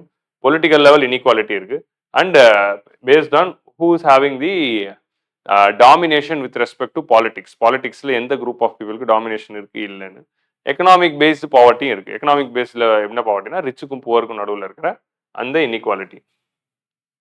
Next social exclusion because of caste அப்படிங்கிற அந்த ஒரு reason. Next unemployment, வேலை இல்லாமல் இருக்கிறதே வந்து ஒரு பாவர்ட்டிக்கு மேஜர் ரீசனாக இருக்கு, அது ஒன்று. அப்புறம் இன்டெட்னஸ், கடன் பட்டே இருக்கிறது. ஸோ ஃபார்மர்ஸ் வந்து ஃபார்மல் சோர்ஸ் ஆஃப் கிரெடிட், அவங்க பேங்க்ல லோன் கிடைக்காம ஃபார்மல் சோர்ஸ் ஆஃப் கிரெடிட் கிடைக்காம they are poor. And unequal distribution of wealth, ரிச்சுக்கும் புவருக்கும் நடுவில் இருக்க இன்இக்குவல் டிஸ்ட்ரிபியூஷன் ஆஃப் வெல்த்தும் ஒரு காரணம். Then economy wide causes, lack of capital formation. Lack of capital ஃபார்மேஷன்னா இனஃப் சேவிங்ஸ் இல்லை, சேவிங்ஸ் இல்லாமல் அவங்க பேங்க்லலாம் பணம் போட்டு வைக்கல. ஸோ எக்கனாமி வைஸ் வந்து நிறைய பேர் புவராக இருக்கிறாங்க அப்படின்னா, அந்த புவராக இருக்கிறதுனால என்ன ஆகுது, there is very less savings rate. நிறைய பேர் புவராக வந்து கம்மியாக தான் சம்பாதிக்கிறாங்கன்னா, அப்போ கம்மி அமௌண்ட் ஆஃப் இன்வெஸ்ட்மெண்ட்ஸ் தான் அவங்களால பண்ண முடியுது. அந்த கம்மி அமௌண்ட் ஆஃப் சேவிங்ஸ் தான் பண்ண முடியுது. அந்த கம்மி அமௌண்ட் ஆஃப் சேவிங்ஸ்னால கேபிட்டல் ஃபார்மேஷன் கம்மியாக இருக்கு. நெக்ஸ்ட் லேக் ஆஃப் இன்ஃப்ராஸ்ட்ரக்சர், போதுமான கட்டமைப்பு இல்லை, like roads, railways, government hospitals, government schools and public toilets in individual homes, இந்த மாதிரியான இன்ஃப்ராஸ்ட்ரக்சர். லேக் ஆஃப் டிமாண்ட், ஏன்னா லோ புவர் எக்கனாமியில் என்ன ஆகுது, எல்லாரும் புவராக இருக்கிறதுனால அவங்ககிட்ட கம்மியான பணம் தான் இருக்கு. அந்த கம்மி பணத்தில் அவங்களால கம்மியான டிமாண்டும் கம்மியான சேவிங்ஸ் தான் பண்ண முடியும். ப்ரெஷர் ஆஃப் பாப்புலேஷன், இருக்கிற ரிசோர்ஸஸ்லாம் பாப்புலேஷன்ஸ்க்கு டிஸ்ட்ரிபியூட் ஆகிறப்போ இண்டிவிஜுவல் ஷேர் வந்து குறைஞ்சிடுது. ஏன்னா கவர்மெண்ட் வந்து ஒரு வருஷம் பாப்புலேஷன் அதிகமாகிட்டே போனால் கவர்மெண்டோட பேர்டன் டு ஸ்பெண்டும் வந்து அதிகமாகுது. ஸோ சோஷியல் வெல்ஃபேர் ஸ்கீம்ஸ் வந்து கம்மியாக இருக்கிறதுனால அதுவும் வந்து one of the reasons for பாவர்ட்டியாக இருக்கு. நெக்ஸ்ட் வந்து பிரிட்டிஷ் அட்மினிஸ்ட்ரேஷன். ஸோ பிரிட்டிஷ் அட்மினிஸ்ட்ரேஷனோட ரீசன்ஸ் வந்து இப்போ தான் நம்ம பார்த்தோம். ஸோ யூனிட் 1லேயே அதை பார்த்தாச்சு. Deindustrialisation, faulty land management system, huge famine. British டைமில் ஹியூஜ் ஃபெமைன் வந்துச்சு, ஏன் வந்துச்சு அப்படிங்கிறதையும் டிஸ்கஸ் பண்ணோம். ஹை டாக்ஸஸ், பிரிட்டிஷோட ஒரே எய்ம் டாக்ஸ் போடுறது அண்ட் பிளண்டரிங் ஆஃப் ரிசோர்சஸ். இது எல்லாமே உங்களுக்கு எக்ஸ்பிளேஷன் புரியும், ஃபர்ஸ்ட் சாப்டர்லேயே பார்த்தாச்சு. Small land holdings is not viable for cultivation. Agriculture wise பார்த்தீங்கன்னா இந்தியாவில் இருக்கிற மெஜாரிட்டி ஆஃப் தி ஃபார்மர்ஸ் வந்து ஸ்மால் அண்ட் மார்ஜினல் ஃபார்மர்ஸாக இருக்காங்க. And all the small and marginal farmers are not having enough land. So per capital land holding கம்மியாக இருக்கிறதுனால அவங்களால வந்து ப்ராஃபிட்ஸ் கொண்டு வர முடியல அந்த லேண்ட்லேருந்து. So there not able to generate enough profits from the land which they are having. So அதனால it is not viable for cultivation. Poor implementation of land reforms. So land reforms புவராக implement பண்ணதுனால land வந்து எல்லாருக்கும் சரியாக distribute பண்ணப்படலை. So அதனால என்ன ஆகுது, land ஹோல்டிங்ஸும் கம்மியாக இருக்கு அண்ட் கம்மியாக இருக்க லேண்ட் ஹோல்டிங்ஸையும் கல்டிவேட் பண்ணுறதுனால ப்ரொடக்டிவிட்டியும் அவுட்கமும் கம்மியாக வரதுனால ப்ராஃபிட்ஸ் இனஃபாக ஏர்ன் பண்ண முடியல. ஸோ லேண்டு பெருசாக இருந்தால் தான் மெக்கனைசேஷன்லாம் கொண்டு வந்து ப்ரொடக்டிவிட்டிலாம் இன்க்ரீஸ் பண்ணி ப்ரொடக்ஷன் அதிகப்படுத்தி அதிக லாபம் எடுக்க முடியும். ஸோ அதுக்காக தான் கோஆப்ரேட்டிவ் ஃபார்மிங் ஓட நீடு இருக்குது. எல்லா ஸ்மால் ஃபார்மர்ஸும் ஒன்று சேர்ந்து அவங்க லேண்டை ஒன்றாக்கி கல்டிவேட் பண்ணும். Unemployment or casual employment of urban poor. So urban ஏரியாவில் நிறைய அன்எம்ப்ளாய்மெண்ட் இருக்குது. ஏன்னா நிறைய பேர் ரூரல் ஏரியாவிலேருந்து அர்பன் ஏரியாவில் வேலைக்கு தேடி வராங்க. ஆனால் எல்லாருக்கும் கொடுக்குற அளவுக்கு இனஃப் ஃபார்மல் ஜாப்ஸ் அர்பன் ஏரியாவில் இல்லாததுனால அப்படி வந்தவங்கலாம் வந்து கேஷுவல் லேபராக போகிறாங்க. ஸோ அதனாலே வந்து என்ன ஆச்சு, கம்மி சம்பளத்தில் புவராக இருக்காங்க. And that is the reason. Inflation, so huge price rises இருந்துகிட்டே இருக்கிறதுனால அது புவரை அஃபெக்ட் பண்ணுது அப்படிங்கிறது பார்க்குறாங்க. ஸோ இதெல்லாம் தான் காசஸ் ஆஃப் பாவர்ட்டி. இந்தியாவில் காசஸ் ஆஃப் பாவர்ட்டி அப்படின்னு மெயின்ஸ்லேயே கேள்வி வந்தாலும் இதை தாண்டி எழுதுறதுக்கு பாயிண்ட்ஸ் இல்லை. இதுதான் பாயிண்ட்ஸு. நம்ம 11th புக்கில் அஃபீஷியலாக கவர்மெண்ட்டே இதுதான் இந்தியாவில் காசஸ் ஆஃப் பாவர்ட்டி அப்படின்னு சொல்லி கீவேர்ட்ஸ் போட்டு கொடுத்துட்டாங்க. இது கவர்மெண்ட் ரிலீஸ் பண்ணுற புக்கு தானே. ஸோ கவர்மெண்ட்டே இதுதான் காசஸ்ன்ட்டாங்க. இதெல்லாம் எழுதினாலே போதுமானது. ஸோ இந்த கீவேர்ட்ஸ் எல்லாம் பார்த்துருக்கணும். ஸோ கரெக்டாக இந்த மாதிரி நீங்களே சப்ஹெட்டிங் போட்டலாம். Individual circumstances, social causes, economy wide causes, British administration, இதெல்லாம் பாருங்க. இப்படி சப்ஹெட்டிங் போட்டு பாயிண்ட்ஸ் எழுதுறது. ஸோ இப்படி அழகாக நம்மளே ப்ரெசன்டேஷன் போட்டு எழுதலாம். ஸோ ஒரு மெயின்ஸ் ஆன்சர் இப்படி தான் எழுதணும். Next poverty alleviation programme. So government வந்து பாவர்ட்டி அலிவேஷன் ப்ரோக்ராம்ஸை எப்படி கொண்டு வந்தாங்க அப்படின்னு பார்த்தோம்னா, பாவர்ட்டி அலிவேஷன் ப்ரோக்ராம்ஸ் வந்து if you could see, first வந்து நம்ம வந்து 3 டைப்ஸாக வந்து பாவர்ட்டி அலிவேஷன் ப்ரோக்ராம்ஸை நம்மளால பிரிச்சிட முடியும். ஸோ எக்கனாமியோட ஆரம்பத்தில் வந்து நம்ம க்ரோத் ஓரியன்ட் மாடல் தானே ஃபாலோ பண்ணோம். ஸோ எக்கனாமிக் க்ரோத் வந்து வந்துருச்சுன்னா அது மூலமாகவே அந்த க்ரோத்தே வந்து ட்ரிக்கிள் டவுன் மூலமாக டெவலப்மெண்ட்டை கொடுத்துரும். ஸோ பாவர்ட்டி அலிவேட் ஆகிடும் அப்படின்னு சொல்லி எக்கனாமிக் க்ரோத் பேஸ்ட் அப்ரோச் தான் நம்ம ஃபர்ஸ்ட் ஃபாலோ பண்ணோம். ஸோ எடுத்தோன்னே முதல் 3 5 பிளானில் பாவர்ட்டி அலிவேஷன் ப்ரோக்ராம் அப்படின்னு எதுவும் கொண்டு வரல. ஸோ எக்கனாமிக் க்ரோத்தை வந்து வந்துட்டா ஜிடிபி வளர்ந்துடும். அந்த ஜிடிபி வளர்றதுனால எல்லாருக்கும் உற்பத்தி அதிகமாகும், எல்லாருக்கும் வேலை வாய்ப்பு கிடைக்கும். So employment will provide them development அப்படின்னு விட்டோம். ஸோ இது ஃபர்ஸ்ட். ஸோ இது வந்து வேலைக்கு ஆகலை. 3 5 பிளான் போட்டோம். 20 வருஷம் ஆகியும், முதல் 20 வருஷம் அதை ட்ரை பண்ணியும் நாட்டோட ஜிடிபி கொஞ்சம் தான் வளர்ந்தது. ஜிடிபி க்ரோத் ரேட்டும் கம்மியாக தான் இருந்தது. அப்படி வந்த ஜிடிபி க்ரோத் ரேட்னாலையும் வந்து எல்லாருக்கும் வந்து பாவர்ட்டி எலிவேஷனை பண்ண முடியல. ஸோ அதனால வந்து க்ரோத் ஓரியன்ட் அப்ரோச் ஒர்க் ஆகலை. ஸோ அதனால தான் கவர்மெண்ட் என்ன பண்ணாங்க அப்படின்னா, சரி அப்போ பாவர்ட்டி எலிவேஷன் என்ன பண்ணலாம், எல்லாருக்கும் வேஜ் எம்ப்ளாய்மெண்ட்டும் செல்ஃப் எம்ப்ளாய்மெண்ட் ஆப்பர்ச்சுனிட்டி உருவாக்கி கொடுத்துடலாம். அவங்களுக்குன்னு ஏதாவது ஒரு வேலை வாய்ப்பு உருவாக்கி கொடுத்துட்டா அவங்க அதை வச்சு பொழைச்சிப்பாங்க. ஸோ லைக் ஃபார் எக்ஸாம்பிள் என்ன, ஒரு அயன் பாக்ஸை கொடுத்துட்டா ஒரு இஸ்திரி போட்டு பொழைச்சிப்பாரு. ஒரு டெய்லரிங் மிஷினை கொடுத்துட்டா அவங்க டெய்லரிங் பண்ணி பொழைச்சிப்பாங்க. ஒரு பொட்டி கடை வச்சு கொடுத்துட்டா, ஸோ இந்த மாதிரி செல்ஃப் எம்ப்ளாய்மெண்ட். ஒரு ரிக்ஷா கொடுத்துட்டா, ஒரு ஆட்டோ வாங்கி கொடுத்துட்டா ஆட்டோ ஓட்டி பொழைச்சிப்பாரு. ஸோ இந்த மாதிரி செல்ஃப் எம்ப்ளாய்மெண்ட் ஆப்பர்ச்சுனிட்டி. செல்ஃப் எம்ப்ளாய்மெண்ட்னா they work for themselves. So இதை ட்ரை பண்ணாங்க. அதுக்கு நிறைய ஸ்கீம்ஸ் கொண்டு வந்திருக்காங்க. அப்புறம் வேஜ் எம்ப்ளாய்மெண்ட். வேஜ் எம்ப்ளாய்மெண்ட்னா என்னதுன்னா எம்ஜி நரேகா மாதிரி என்னன்னா நீ வந்து வேலை செஞ்சா உனக்கு கூலி அப்படிங்கிற மாதிரி வேஜ் எம்ப்ளாய்மெண்ட் ஆப்பர்ச்சுனிட்டிஸும் கவர்மெண்ட் நிறைய கொண்டு வந்தாங்க. செல்ஃப் எம்ப்ளாய்மெண்ட்ல என்னதுன்னா சின்ன சின்ன லோன்ஸ், சின்ன சின்ன கடன்கள் கொடுத்து குட்டி பிஸ்னஸஸ் நடத்துறாங்க. அதே மாதிரி செல்ஃப் ஹெல்ப் குரூப்ஸை உருவாக்கி, மகளிர் சுய உதவி குழுக்கள் உருவாக்கி அது மூலமா அவங்களுக்கு குட்டி லோன்ஸ் கொடுத்து அது ஒன்று ட்ரை பண்ணாங்க. ஸோ இது வந்து அடுத்த கொஞ்சம் வருஷங்கள் போச்சு.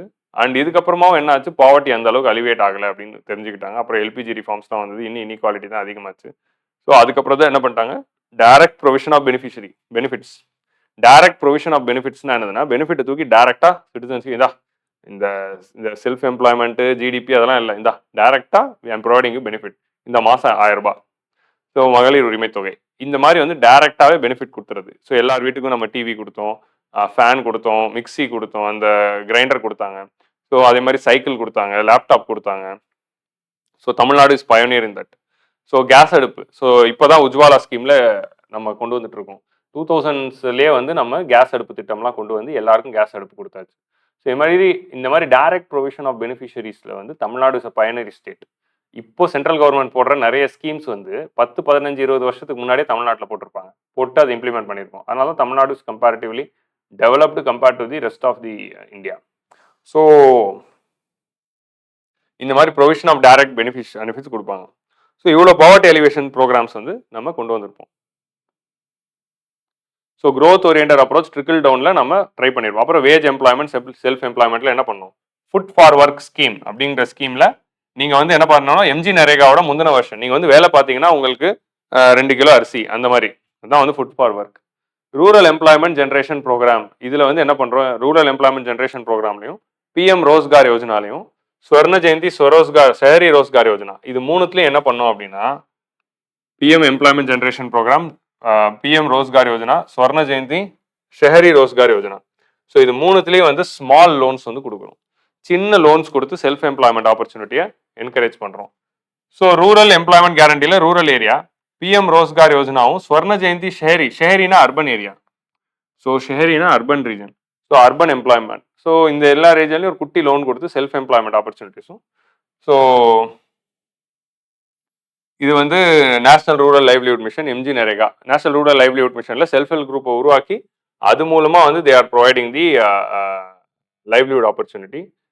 நெக்ஸ்ட் வந்து எம்ஜி நரேகா. எம்ஜி நரேகால வேஜ் எம்ப்ளாய்மெண்ட். நெக்ஸ்ட் வந்து சொர்ண ஜெயந்தி கிராம் ஸ்வரோஜ்கார் யோஜனா. கிராம் ஸ்வரோஜ்கார் யோஜனால அகைன் ரூரல் ஏரியால செல்ஃப் எம்ப்ளாய்மெண்ட். ஸோ சின்ன சின்ன லோன்ஸ் கொடுக்கு. இது ரெண்டுமே வந்து actually self help groups. Gram Swarozgar யோஜனாவோட எக்ஸ்டென்ஷன் தான் என்ஆர்எல்எம். இது ரெண்டுத்துலயும் வந்து செல்ஃப் ஹெல்ப் குரூப்ஸை உருவாக்கி அந்த செல்ஃப் ஹெல்ப் குரூப்ஸ்க்கு லோன் கொடுக்கறது. இது மூணுமே என்ன அப்படின்னா சின்ன சின்ன லோன்ஸ் கொடுத்து சின்ன சின்ன செல்ஃப் எம்ப்ளாய்மெண்ட் ஆப்பர்ச்சுனிட்டியை உருவாக்குனது. ஸோ எம்ஜி நரேகாவும் ஃபுட் ஃபார் ஒர்க்கும் வந்து வேஜ் எம்ப்ளாய்மெண்ட். ஸோ நீங்கள் வந்து வேலை பார்த்தீங்கன்னா உங்களுக்கு இது. ஸோ ஃபுட் ஃபார் ஒர்க்கில் வந்து அது வந்து ரேஷன் பொருட்களாக வேஜ் கொடுத்தாங்க. எம்ஜி நரேகால பணமாகவே கொடுக்குறாங்க. டைரெக்டாக பேங்க் அக்கௌண்ட்லேயே போட்டு விட்டுறாங்க. நெக்ஸ்ட் ப்ரொவிஷன் ஆஃப் பேசிக் கம்யூனிட்டிஸில் food, nutrition, drinking water, health. So food ration கடையில் கொடுக்குறோம், நியூட்ரிஷன் போஷான் அபியானில் கொடுக்குறோம், ட்ரிங்கிங் வாட்டருக்கு இப்போ ஜல் ஜீவன் மிஷன் வந்துருச்சு, ஹெல்த்துக்கு ஆயுஷ்மான் பாரத் வந்துருச்சு, எஜுகேஷனுக்கு சர்வசிக்ஷா அபியான் வந்துச்சு, ஹவுசிங்க்கு பிரதான் மந்திரி ஆவாஸ் யோஜனா, இந்த மாதிரி எல்லாத்துக்கும் இருக்கும். எலக்ட்ரிசிட்டிக்கு சௌபாக்கியா ஸ்கீம், கேஸ் அடுப்புக்கு உஜ்வாலா ஸ்கீம், பேங்க் அக்கௌண்ட்டுக்கு ஜன்தன் யோஜனா, இந்த மாதிரி எல்லாமே வந்து டைரக்டாகவே கொடுக்க ஆரம்பிச்சிருக்கு. So that is provision of direct communities. So இவ்வளோ கொண்டு வந்தாலும் இதே வந்து சக்ஸஸ்ஃபுல்லாக எமர்ஜ் ஆகலை அப்படிங்கிற அந்த ரீசனிங் வந்து நம்ம எடுத்து பார்க்குறப்போ அதுக்கு நிறைய இஷ்யூஸ் வந்து சொல்கிறாங்க. ஸோ அது என்னென்ன அப்படின்னு பார்த்தீங்கன்னா, ஃபர்ஸ்ட் வந்து unequal distribution of land. So Y?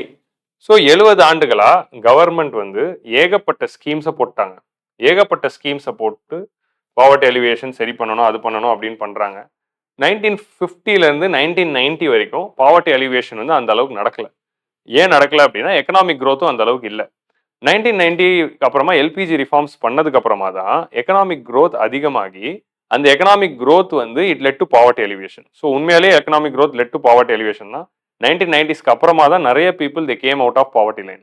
ஆனால் 1990க்கு அப்புறமா நமக்கு என்ன பிரச்சனை வந்துச்சு அப்படின்னா இன்இக்வாலிட்டி அதிகமாயிடுச்சு. இன்இக்வாலிட்டி அதிகமாகிறதும் பாவர்ட்டியும் வேற. இன்இக்வாலிட்டி வேற, பாவர்ட்டி வேற. பாவர்ட்டினா வந்து ஒருத்தரோட individual status poor, poverty line கீழே இருக்கிறது. இன்இக்வாலிட்டினா என்னதுன்னா ரிச்சுக்கும் புவருக்கும் நடுவில் இருக்க கேப். ஸோ எல்பிஜி ரிஃபார்ம்ஸ்க்கு அப்புறம் rich became very rich, poor become poorer அப்படின்னு நம்ம பார்த்தாலும் ரிச்சுக்கும் புவருக்கும் நடுவில் இருக்க கேப் அதிகமாயிடுச்சு. ஆனால் நிறைய பேர் பாவர்ட்டி லைனை கிராஸ் பண்ணி வந்து பாவர்ட்டி எலிவேஷனும் நடந்திருக்கு அப்படிங்கிறத சொல்லுவாங்க. But still according to Niti ஆயோட லேட்டஸ்ட் ரிப்போர்ட்லேயே 11.9%ன்றாங்க. ஒரு சிலர் அது வந்து கம்மியான டேட்டா, இன்னும் நிறைய பாவர்ட்டி இருக்கும் அப்படின்னு சொல்லி 15-16 இருக்கலாம் அப்படின்னு சொல்றாங்க. ஸோ அது காரணம் என்னென்ன? இவ்வளோ ஸ்கீம்ஸ் போட்டு ஏன் நடக்க மாட்டேங்குது அப்படின்னா நிறைய ப்ராப்ளம்ஸ் இருக்கு. ஃபர்ஸ்ட் வந்து unequal distribution of land. Rural ஏரியாஸ்ல லேண்ட் வந்து ஈக்குவலாக டிஸ்ட்ரிபியூட் ஆகாதனால நிறைய பேர் வந்து ஃபார்ம் லேபரர்ஸாக இருந்து கம்மி கேஷுவல் எம்ப்ளாய்மெண்ட்ல இருந்து கம்மி சேலரி வாங்கி புவர்லாம் இருக்காங்க. ஸோ லேண்ட் ரிஃபார்ம்ஸை சரியாக இம்ப்ளிமெண்ட் பண்ணாதது முதல் reason. Amount of resources allocated is not sufficient. Government வந்து பட்ஜெட்டிங்கில் பாவர்ட்டி எலிவேஷன் ஸ்கீம்ஸ்க்கு அலோகேட் பண்ணுற ஃபண்ட்ஸ் வந்து இட்ஸ் நாட் இனஃபாக இருக்கு. இப்போ எம்ஜி நரேகா ஃபண்ட்ஸ் பாருங்க, 75,000 கோடி 80,000 கோடி வருஷம் அலோகேட் பண்ணாலும் அது பத்த மாட்டேங்குது. ஏன்னா demand is so high and more people are demanding jobs than what government could give in MG NREGA. So which is a sorry state of affairs தான். ஏன்னா வந்து அப்போ இன்னும் எம்ஜி நரேகாவை நம்பி தான் நிறைய பேர் கிராமத்தில் இருக்காங்க அப்படிங்கிறது வந்து it's not a good sign. But MG NREGA is a very important scheme which help such people. Government allocate பண்ற பணம் வந்து பத்த மாட்டேங்குது அப்படிங்கிறது அடுத்த இஷ்யூ. ஸோ இந்த மாதிரி கவர்மெண்ட் கொண்டு வர இந்த ப்ரோக்ராம்ஸ் எல்லாம் சக்ஸஸ்ஃபுல்லாக இம்ப்ளிமெண்ட் ஆகணும்னா, இப்போ பிரைம் மினிஸ்டர் டெல்லியில் இருக்காரு, சீஃப் மினிஸ்டர் சென்னையில் இருக்காரு. இவங்க 2 பேரும் டெல்லியிலையும் சென்னையிலையும் உட்காந்துக்கிட்டு ஸ்கீம் போட்டுறாங்க. So they are putting schemes. Genuine இன்ட்ரெஸ்ட்ல நிறைய நல்ல ஸ்கீம்ஸ் போட்டுறாங்க, மக்களுக்கு நல்லது வரணும் அப்படின்னு ஸ்கீம் போடுறாங்க. ஆனால் இந்த ஸ்கீம் சக்ஸஸ்ஃபுல்லாக இம்ப்ளிமெண்ட் ஆகிறது அவங்க கையில் இருக்கானா இல்லை. இந்த ஸ்கீம் சக்ஸஸ்ஃபுல்லாக இம்ப்ளிமெண்ட் ஆகணும்னா அது கிரவுண்ட் லெவல்ல வேலை செய்யற ஒரு பஞ்சாயத்து ஆஃபீஸரோ, ஒரு விஏஓவோ, ஒரு தாசில்தாரோ இவங்க கையில தான் இருக்கு. இல்லை இவங்க எல்லாருமே கவர்ன் பண்ற ஒரு டிஸ்ட்ரிக்ட் கலெக்டரோ. ஸோ டிஸ்ட்ரிக்ட் கலெக்டர்ல இருந்து ஆரம்பிச்சு இந்த விஏஓ, பஞ்சாயத்து செக்ரட்டரி இவங்க எல்லார் கையிலையும் தான் வந்து ஒரு கவர்மெண்ட் ஸ்கீம் ஒழுங்கா இம்ப்ளிமெண்ட் ஆகிறது இருக்கு. ஸோ அவங்க மோட்டிவேட்டடா வேலை செய்யும் போது எம்பத்தட்டிக்கா பப்ளிக் வெல்ஃபேர் ஓரியன்டேஷனோட மக்கள் நலன் தான் முக்கியம் அப்படின்னு வேலை செய்யறப்போ தான் பாவர்ட்டி எலிவேஷன்லாம் நடக்குது. மோஸ்ட் ஆஃப் தி கேசஸ்ல இந்த மாதிரி இருக்கிற பியூரோக்ரஸியை வந்து கரப்டாகவும் பப்ளிக் மேல ஒரு அப்பத்திலையும் பப்ளிக் வெல்ஃபேர் பத்தின ஒரு கன்சர்னே இல்லாம இருக்கிறதுனாலையும் அவங்க லேக் ஆஃப் மோட்டிவேஷன்ல இருக்கிறதுனாலயே பாதி ஸ்கீம்ஸ் நடக்கிறது இல்லை. இறங்கி வந்து வேலை செய்யணும், அதுதான் கவர்மெண்ட் சர்வெண்டோட எக்ஸ்பெக்டேஷன். பட் அது பண்றது இல்லை. நம்ம இந்த எக்ஸாமை பாஸ் பண்ணி நாளைக்கு எல்லாரும் ஆஃபீஸர் ஆகணும் அப்படின்னு நினைக்கிறோம். நாளைக்கு நம்ம ஆஃபீஸர் ஆகிறப்போ நம்ம அப்படிப்பட்ட ஒரு ஆஃபீஸராக இருக்கணும். ஸோ காந்திஸ் தலிஸ்மான்ல சொல்லுவார்ல, நம்ம லைன்ல கடைசியா நிக்கிற நம்ம கண்ணு முன்னா ஒரு ஏழை அப்படின்னு நினைக்கிறப்போ ஒரு ஏழையோட முகம் வருதுல்ல, அந்த ஒரு பர்சனுக்கு பெனிஃபிட் அடையறதுக்காக தான் நம்ம ஒர்க் பண்ணணும். ஸோ நாளைக்கு நம்ம கவர்மெண்ட் ஆஃபீஸர் ஆயிட்டு வந்தா அப்படிப்பட்ட ஒரு ஆஃபீஸரா இதுல சொல்ற ஆஃபீஸரா இல்லாம மோட்டிவேட்டட் ஆஃபீஸரா இருக்கணும். So programmes mainly depend on government and bank officials. இந்த கவர்மெண்ட் அஃபிஷியல்ஸும் பேங்க் அஃபிஷியல்ஸும் மோட்டிவேட்டடா வேலை செய்யும் போது மட்டும்தான் பாவர்ட்டி எலிவேஷன் எஃபெக்டிவா நடக்குது அப்படிங்கிற ஒரு கிரிட்டிசிசமும் வைக்கிறாங்க. சின்ஸ் சச் அஃபிஷியல்ஸ் ஆர் இல் மோட்டிவேட்டட், இன்அடிக்வேட்லி ட்ரெயின்ட், அவங்க வந்து இல் மோட்டிவேட்டடா இருக்காங்க, அவங்களுக்கு ஒழுங்கான ட்ரைனிங் கொடுக்கப்படுறது இல்லை, and most of the people கரப்ஷனா இருக்காங்க. ஸோ லஞ்சம் வாங்கிட்டு தான் வேலை செய்யறது. ஸோ அந்த மாதிரி வந்து கரப்ட் பீப்புளா இருக்காங்க. And vulnerable to pressure from local elites, local level அரசியல்வாதிகளும் அந்த ஊர்ல இருக்கிற இன்ஃப்ளூயன்ஷியல் பீப்புளுமே வந்து இந்த சின்ன சின்ன government officials like VAO, panchayat officer, tahsildar இவங்களெல்லாம் இன்ஃப்ளூயன்ஸ் பண்றாங்க. இந்த மாதிரி ஒரு சில விஷயங்கள் இருக்கிறதுனாலயே கரப்ஷனும் இருக்கு. அதனாலே பாவர்ட்டி எலிவேஷன் ப்ரோக்ராம் ஒழுங்கா இம்ப்ளிமெண்ட் ஆக மாட்டேங்குது. ஸோ என்சிஆர்டில தெளிவா கீவேர்ட்ஸ் போட்டு கொடுத்துருக்கான். ஸோ நாளைக்கு நீங்க மெயின்ஸ்ல சேலஞ்சஸ்லாம் எழுதுறப்போ அப்படியே இந்த வேர்ட்ஸ் எடுத்து எழுதிட்டாலே போதும். ஸோ அதனால தான் ஃபர்ஸ்ட் இந்த வேர்ட்ஸ் எல்லாம் படிச்சு இதெல்லாம் பார்க்கறதுக்கு இதெல்லாம் எனக்கே தெரியுமே அப்படின்னு உங்களுக்கு தோணும். ஆனா இதெல்லாம் நீங்க படிச்சு ஞாபகம் வச்சு மெயின்ஸ் ஹால்ல இது எல்லாத்தையும் எங்களால் மெயின்ஸ் எக்ஸாம்ல ரீகால் பண்ணிட முடியுமா இதே கீவேர்ட்ஸ்ல அப்படிங்கிறது தான் சேலஞ்ச். ஸோ அந்த கீவேர்ட்ஸ் எல்லாம் ரீகால் பண்றதுக்கு தான் உட்காந்து படிச்சு நோட்ஸ் எடுத்து படிக்கணும். ஸோ நெக்ஸ்ட் வந்து லீக்கேஜஸ். லீக்கேஜஸ்னா என்ன? நம்ம வந்து பாவர்ட்டி எலிவேஷனுக்காக கவர்மெண்ட் என்ன பண்ணியாச்சு, பிஎம்மும் சிஎம்மும் ஸ்கீம் போட்டு சைன் பண்ணி பணத்தை ஒதுக்கிட்டாச்சு. பட் அந்த ஒதுக்குன பணம் உண்மையிலே கிரவுண்ட்ல அவங்க கையில போய் சேர்ந்துச்சா, இல்ல நடுவில் யாரா எடுத்துக்கிட்டாங்களா? ஸோ நடுவில் பல டிபார்ட்மெண்ட்ல பல பேர் அதை எடுத்துக்கிறதுனாலையும் லீக்கேஜஸ் நடக்குது. இதுதான் லீக்கேஜஸ் அப்படின்னு சொல்றோம். பணத்தை வந்து முழுசா மக்கள் கிட்ட போய் சேர்றது இல்லை. நான் ₹1 செலவு பண்ணா அது மக்கள் நலனுக்கு அது ₹1 போய் அந்த மக்கள் கிடைக்குதா அப்படின்னு பாக்குறப்ப கிடைக்கிறது இல்லை. ஸோ அதுல பாதிக்கு பாதி லீக்கேஜஸ் ஆகுது. இந்த லீக்கேஜஸ் சரிப்பட்டதா டைரக்ட் பெனிஃபிட் டிரான்ஸ்ஃபர் அப்படிங்கிறதே கொண்டு வந்தோம். டைரக்ட் பெனிஃபிட் டிரான்ஸ்ஃபர்னா என்ன?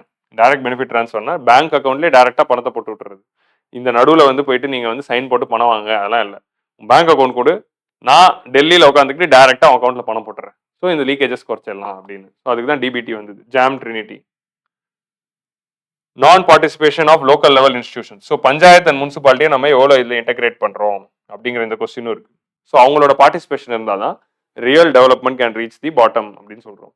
Lakh of active participation of people. So people's participation உள்ள வந்து பீப்புள்ஸ் மூவ்மெண்ட்டாக மாறணும். நம்ம டாப் டவுனாக ஒரு ஸ்கீமை கொண்டு வராமல் பாட்டம் அப்பாக கொண்டு வந்து வித் பீப்புள்ஸ் பார்ட்டிசிபேஷனோட இம்ப்ளிமெண்ட் பண்ணணும். இப்போ எம்சி நரேகா இம்ப்ளிமெண்ட் பண்ணுறப்போ சோஷியல் ஆடிட் இருக்கு, கிராம சபா அப்ரூவல் இருக்கு. அந்த மாதிரி விஷயங்கள் தேவைப்படுது. நெக்ஸ்ட் வந்து ப்ராப்ளம்ஸ் இன், ஸோ அந்த மாதிரி பார்ட்டிசிபேஷன் லெவல்ஸ் அதிகப்படுத்துறப்போ அது அக்கௌண்டபிலிட்டியை கொண்டு வந்து ஸ்கீம் ஒழுங்காக இம்ப்ளிமெண்ட் பண்ண வைக்கும். ஸோ இப்போ எம்ஜி நரேகால எத்தனை பேர் வேலை டிமாண்ட் பண்ணாங்க, எத்தனை பேருக்கு வேலை அலோகேட் ஆச்சு அப்படின்னு ரூரல் ஏரியாவில் நம்ம ஆடிட் பண்ணுறதுக்கு சோஷியல் ஆடிட்டிங் அப்படின்னு ஒரு விஷயம் இருக்கு. ஸோ அந்த சோஷியல் ஆடிட்டிங்ல ஆக்டிவ் பார்ட்டிசிபேஷன் ஆஃப் பீப்புள் இருக்கு. ஸோ இந்த மாதிரியான விஷயங்கள் எல்லா ஸ்கீம்ஸ்லையும் நம்ம கொண்டு வரணும். அண்ட் ஃபைனலாக வந்து problems in identification of beneficiaries. யார் புவர் அப்படிங்கிறத ஐடென்டிஃபை பண்ணி ஒரு லிஸ்ட் எடுத்து அவங்களுக்கு மட்டும் கவர்மெண்ட் ஸ்கீம்ஸ் கொடுக்கறதுல ஒரு பெரிய சேலஞ்ச் இருக்கு. ஸோ அதுதான் வந்து problems in identification of beneficiaries. இப்போ இதுக்காக தான் வந்து நம்ம வந்து எதை கொண்டு வந்தோம் அப்படின்னா சோஷியோ எக்கனாமிக் கேஸ்ட் சென்சஸ் அப்படிங்கிற இந்த விஷயத்தை கொண்டு வந்தோம். So socio economic caste census அப்படின்னு ஒரு சென்சஸ் கொண்டு வந்து சோஷியோ எக்கனாமிக் ஸ்டேட்டஸும் கேஸ்ட் ஸ்டேட்டஸையும் வச்சு ஒரு டேட்டாவை ரெடி பண்ணி அது மூலமா பெனிஃபிஷரி ஐடென்டிஃபை பண்ணலாம் அப்படின்னு சொல்லி கொண்டு வந்து அதை தான் பெனிஃபிஷரி ஐடென்டிஃபிகேஷனுக்கு நம்ம பெரும்பாலும் இப்போ யூஸ் பண்ணிட்டு இருக்கோம். ஸோ அந்த பெனிஃபிஷரி ஐடென்டிஃபிகேஷனில் சேலஞ்சஸ் இருக்கிறதுனால தான் நம்ம யூனிவர்சலைசேஷனுக்கே போகிறோம். நிறைய தேவையில்லாத பணம் இருக்கிறவங்களுக்கு நிறைய ஸ்கீம்ஸ் போய் சேர்ந்துருது, பணம் இல்லாத நிறைய பேருக்கு அது சேராமல் போயிடுது. ஸோ பணம் இருக்கிறவங்களுக்கு நிறைய பெனிஃபிட்ஸ் போய் சேர்றதுக்கு பேர் இன்க்ளூஷன் எரர், தப்பாக அவங்களை இன்க்ளூட் பண்ணிட்டோம். பணம் இல்லாமல் ஏழையாக இருக்கிற ஒருத்தருக்கு ஸ்கீம் போய் சேராதது வந்து எக்ஸ்க்ளூஷன் எரர். ஸோ அவங்கள நம்ம தெரியாமல் எக்ஸ்க்ளூட் பண்ணிட்டோம். ஸோ இன்க்ளூஷன் எரர் இருந்தாலும் தப்பு இல்லை, ஆனால் எக்ஸ்க்ளூஷன் எரருங்கிறது ரொம்ப ரொம்ப தப்பு. ஸோ அதனால எக்ஸ்க்ளூஷன் எரர்ஸை அவாய்ட் பண்ணணும். ஸோ பெனிஃபிஷரி ஐடென்டிஃபிகேஷன் கொண்டு வரணும். ஸோ இந்த மாதிரி ஒரு சில பிரச்சனைகள்னால தான் பாவர்ட்டி அலிவியேட் ஆக மாட்டேங்குது. ஸோ இந்த ஏரியாவில் with this we are winding up the chapter. So அப்போ பாவர்ட்டி எலிவேஷன் நம்ம என்ன தான் பண்ணுறது அப்படின்னு நீங்கள் யோசிச்சு பார்த்தீங்கன்னா, the end of the day poverty எலிவேஷனுக்கு வாட் வி கேன் டூ அப்படின்னு பார்த்தீங்கன்னா, we have to provide them good health, good education, good skills and good employment. இந்த நாலத்தையும் மட்டும் கவர்மெண்ட் வந்து சூப்பராக பண்ணிட்டாங்க அப்படின்னா பாவர்ட்டி எலிவேட் ஆகிடும். அது நடக்கிற வரைக்கும் அவங்களுக்கு பேசிக் ஹேண்ட் ஹோல்டிங் பண்ணி பேசிக் பெனிஃபிட்ஸ் இந்த மாதிரி டைரக்ட் பெனிஃபிட்ஸ் கொடுத்து ஹேண்ட் ஹோல்ட் பண்ணி லாங் டேர்மில் good health good education in government hospitals and government schools and good skills and good employment வேலைவாய்ப்பு. ஸோ இது கிரியேட் பண்ணாலே சரியாயிடும். ஸோ பாவர்ட்டி அப்படிங்கிற சாப்டரை வந்து நான் என்சிஆர்டியும் தாண்டி கொஞ்சம் இன்டெப்த்தாகவே டிஸ்கஸ் பண்ணிட்டேன். ஸோ நம்ம ஃபியூச்சரில் பாவர்ட்டி டிஸ்கஸ் பண்ணிப்போம், குயிக்காக முடிச்சிடலாம். ஓகே. ஸோ நெக்ஸ்ட் வந்து நம்ம அடுத்து பார்க்கக்கூடிய அந்த சாப்டர் வந்து ஹியூமன் கேபிட்டல் ஃபார்மேஷன் அப்படிங்கிற இந்த chapter. So human capital formation வந்து நம்ம 11th என்சிஆர்டிலேயே வந்து 9th என்சிஆர்டி பார்க்குறப்பவே நல்ல டீட்டெயிலாக பார்த்துட்டோம். ஸோ அப்பயே வந்து நம்ம டிஸ்கஸ் பண்ணோம் what is human capital and how it is form, what are the steps of human capital formation, அது எல்லாம் டிஸ்கஸ் பண்ணிட்டோம். So how a human being is becoming a human resource and how human resource becomes human capital அப்படிங்கிற அந்த விஷயத்தெல்லாம் discuss பண்ணோம். I hope you remember. So அதோட தொடர்ச்சி தான் இந்த சாப்டர். ஸோ அதனால் ஆல்ரெடி எல்லாமே டிஸ்கஸ் பண்ணுறதுனால நம்ம குயிக்காக இந்த சாப்டரை முடிச்சிடலாம். So human capital formation. So இந்த சாப்டரில் வந்து what we are going to see அப்படின்னு பார்த்தீங்கன்னா, we will understand the concepts of human resources, human capital and human development. இது வந்து நம்ம 9th NCERT பார்த்தாச்சு, சரியா? So having understood the links between investments in human capital and economic growth and human development. நம்ம human கேபிட்டலில் invest பண்ணால் எப்படி economic growth வருது, எப்படி எக்கனாமிக் க்ரோத் வந்துச்சுன்னா ஹியூமன் டெவலப்மெண்ட் அட்டைன் பண்ணுறோம் அப்படிங்கிறத புரிஞ்சுக்கணும். having understood the need for government spending on education and health. ஏன் வந்து கவர்மெண்ட் ஹெல்த்லையும் எஜுகேஷன்லையும் ஸ்பெண்ட் பண்ணணும், ஏன் ஸ்பெண்ட் பண்ணணும் நான் இப்பயே சொல்லிட்டேன், ஏன்னா ஸ்பெண்ட் பண்ணால் தான் பாவர்ட்டி எலிவேஷன் நடக்கும். அண்ட் நெக்ஸ்ட் வந்து இந்தியாஸ் கரண்ட் ஸ்டேட் ஆஃப் எஜுகேஷனையும் நம்ம இந்த சாப்டரில் பார்த்துக்கிறோம். இது எல்லாமே நம்ம ஆல்ரெடி பார்த்துட்டோம். ஸோ ஃபர்ஸ்ட் பிரீஃபாக இது ஆல்ரெடி நம்ம டிஸ்கஸ் பண்ணது தான். So every one is a human being தான். ஒரு ஹியூமன் பீயிங் எப்போ ஹியூமன் ரிசோர்ஸஸாக மாறுறோம், ஒரு ஹியூமன் பீயிங்க்கு நம்ம good health and good education கொடுக்குறப்போ தான் அது ரிசோர்ஸாக மாறுது. ஸோ ரிசோர்ஸ்னா என்ன, when a thing is able to economically contribute something for overall economy அப்படிங்கிறப்போ தான் it is called as resource. So எக்கனாமிக்கு ஏதாவது ப்ரொடக்டிவாக கான்ட்ரிபியூட் பண்ணுறப்போ தான் ஒரு விஷயத்த நம்ம ரிசோர்ஸ் அப்படின்னு சொல்கிறோம். கோல் அப்படிங்கிறது பூமிக்கு அடியில் புதஞ்சு இருக்கிறப்போ அது ஒரு கல் தான். அந்த கல்லை வந்து வெளியே எடுத்து நம்ம அதுலேருந்து வந்து அதை ப்ராசஸ் பண்ணி அதுலேருந்து கரண்ட் எடுக்கிறப்போ தான் அது வந்து கோல் அப்படின்னு மாறுது. ஏன்னா அந்த கல்லை வந்து நம்ம ப்ராசஸ் பண்ணி கோலாக விற்கிறப்போ அந்த கோல்லேருந்து நம்ம எலக்ட்ரிசிட்டி ஜென்ரேட் பண்ணி எக்கனாமிக் ஏதோ ஒன்று கான்ட்ரிபியூட் பண்ணுறோம்ல, அதனால தான் வந்து அது ரிசோர்ஸாக மாறுது, இல்லைனா அது ஒரு கல் தான்.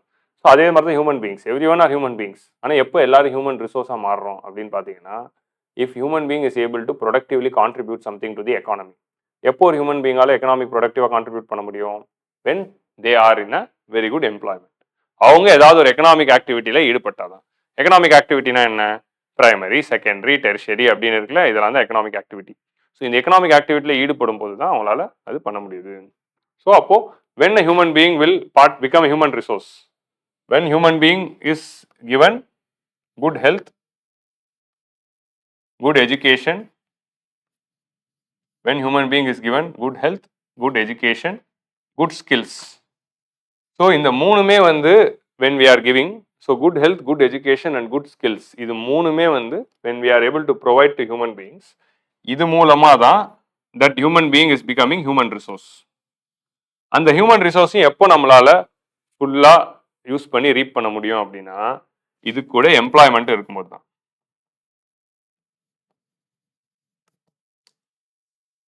ஸோ நல்ல ஹெல்த் இருந்தால் தான் ஒருத்தரால் என்ன பண்ண முடியும், நல்லா படிக்கவே முடியும். நல்ல ஹெல்த் இருந்தால் தான் நல்ல வேலை பார்க்கவே முடியும். எஜுகேஷன் லெவல்ஸ் ரீச் பண்ணால் தான் நல்ல ஃபார்மல் எம்ப்ளாய்மெண்ட் கிடைக்கும்.